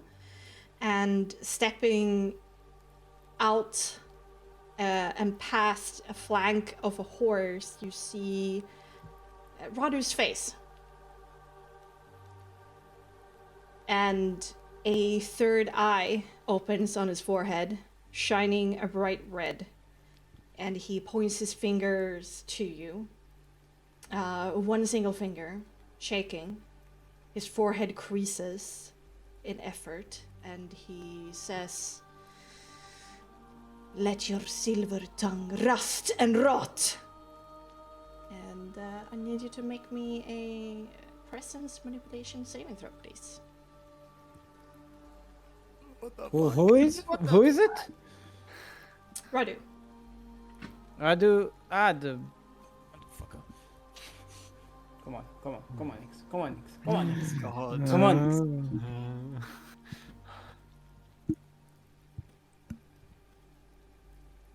21. Fuck you, greedy man. You feel the taste of metal on your tongue as your throat constricts and your tongue twists in your mouth without your permission. But the venom within your Vistani blood courses strong through your veins, despite your father's heritage. And you refuse to let this curse set root within your most treasured limb. And Rado curses underneath his breath, and he turns invisible, and he runs away. If you don't do anything immediately. I can do something immediately. Oh. Oh shit. As I feel like this isn't taking effect. Mhm. And I see Radu.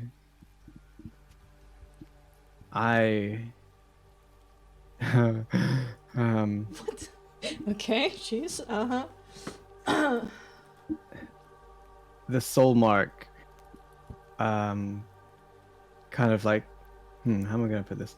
Nix's third eye also opens in retaliation, but his soul mark also bursts in a sense. And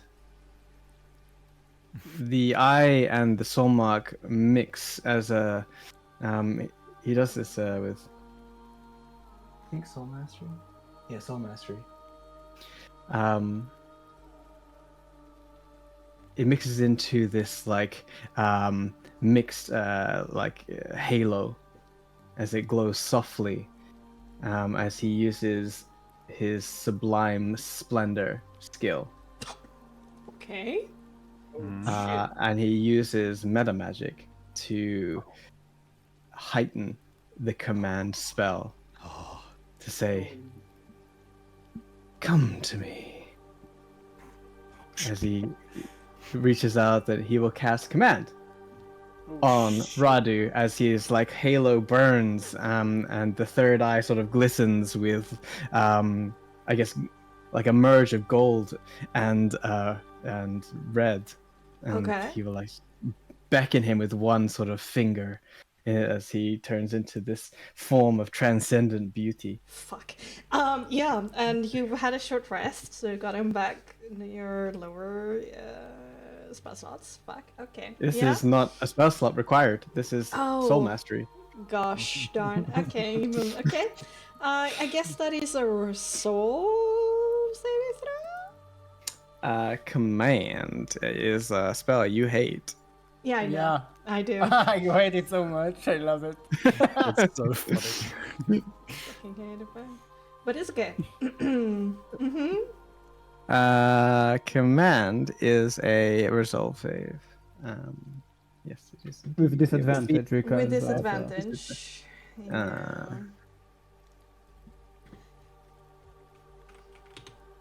Do it. Because of the heightened. Meta magic. Do it. Right. That's a 13. Critical 20 and a 13. Now you've fallen into my trap. Okay. Let's see. Approach. Yeah. He still turns invisible, but he approaches for sure on his turn. But with that, that is going to be the end of tonight's episode of Curse of Mythology. Yeah. Fuck.